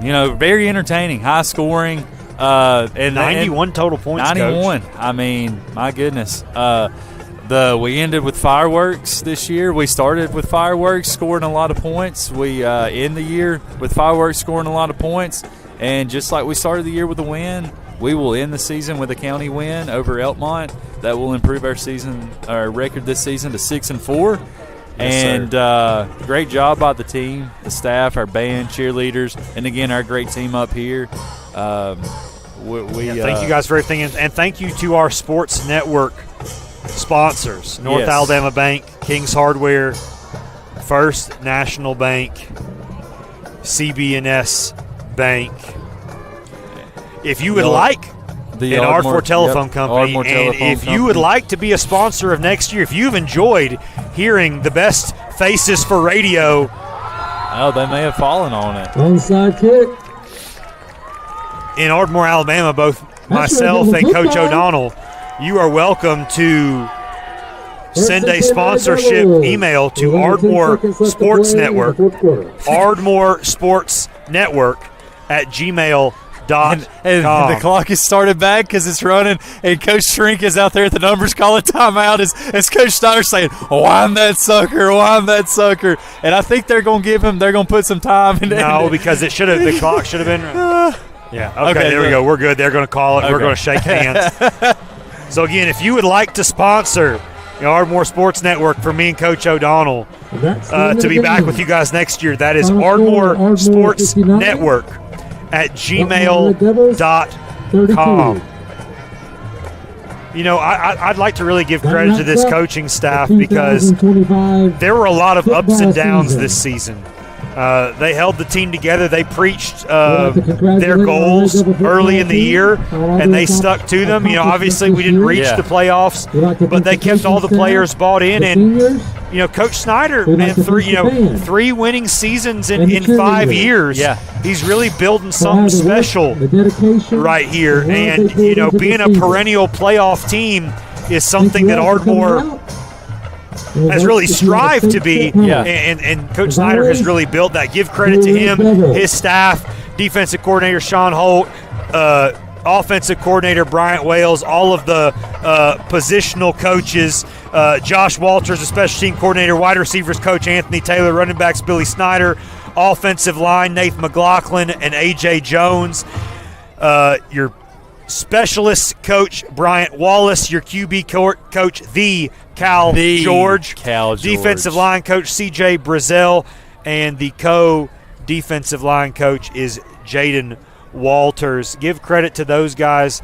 Heck of a season for them, and looking forward to see what they build going into the 2026 football season. Really looking forward to seeing what the rest of the year looks like sports-wise for Ardmore. Coach, we had a sectional cross-country winner today. Landon Mooring. Landon Mooring. Got him. He won the sectional in cross-country, so congratulations to him. Sun. Cold? Sun, dark, cold. Coach has them out there running. They really work, and so proud for him on that today as they were running at Scottsboro. Yes, sir, and see a lot of Halloween costumes out here tonight as the theme was Halloween. I think Stitch is trying to get into the alma mater line. But, Coach, it's been an absolute pleasure to be here with you all season. Thank you to our crew. Thank you to everyone at home who is tuned in to allow us to be able to do this. But we will be signing off for the 2025 football season. Ardmore 59, Elkmont 32. This has been Ardmore High School football here on the AHS Sports Network.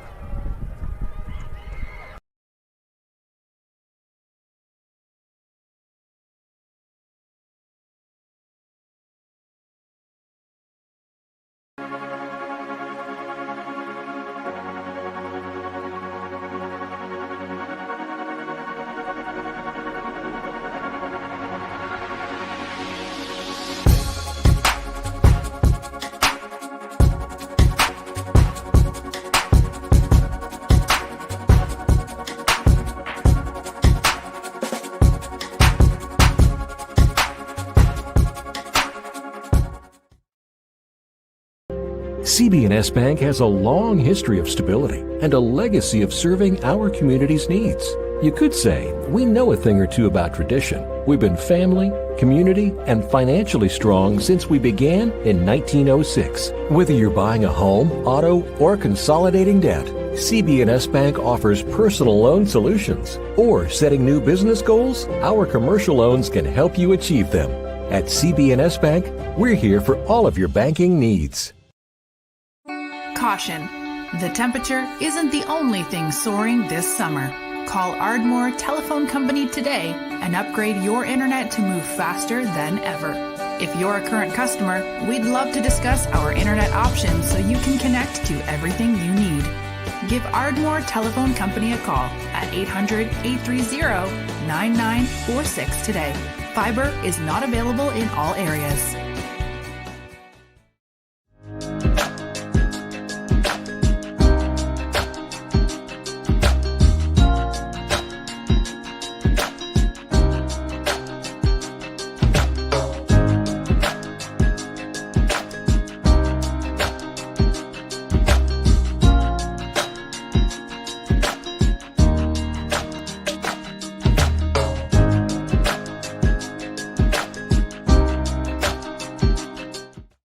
First National Bank is a name everyone in the community will recognize.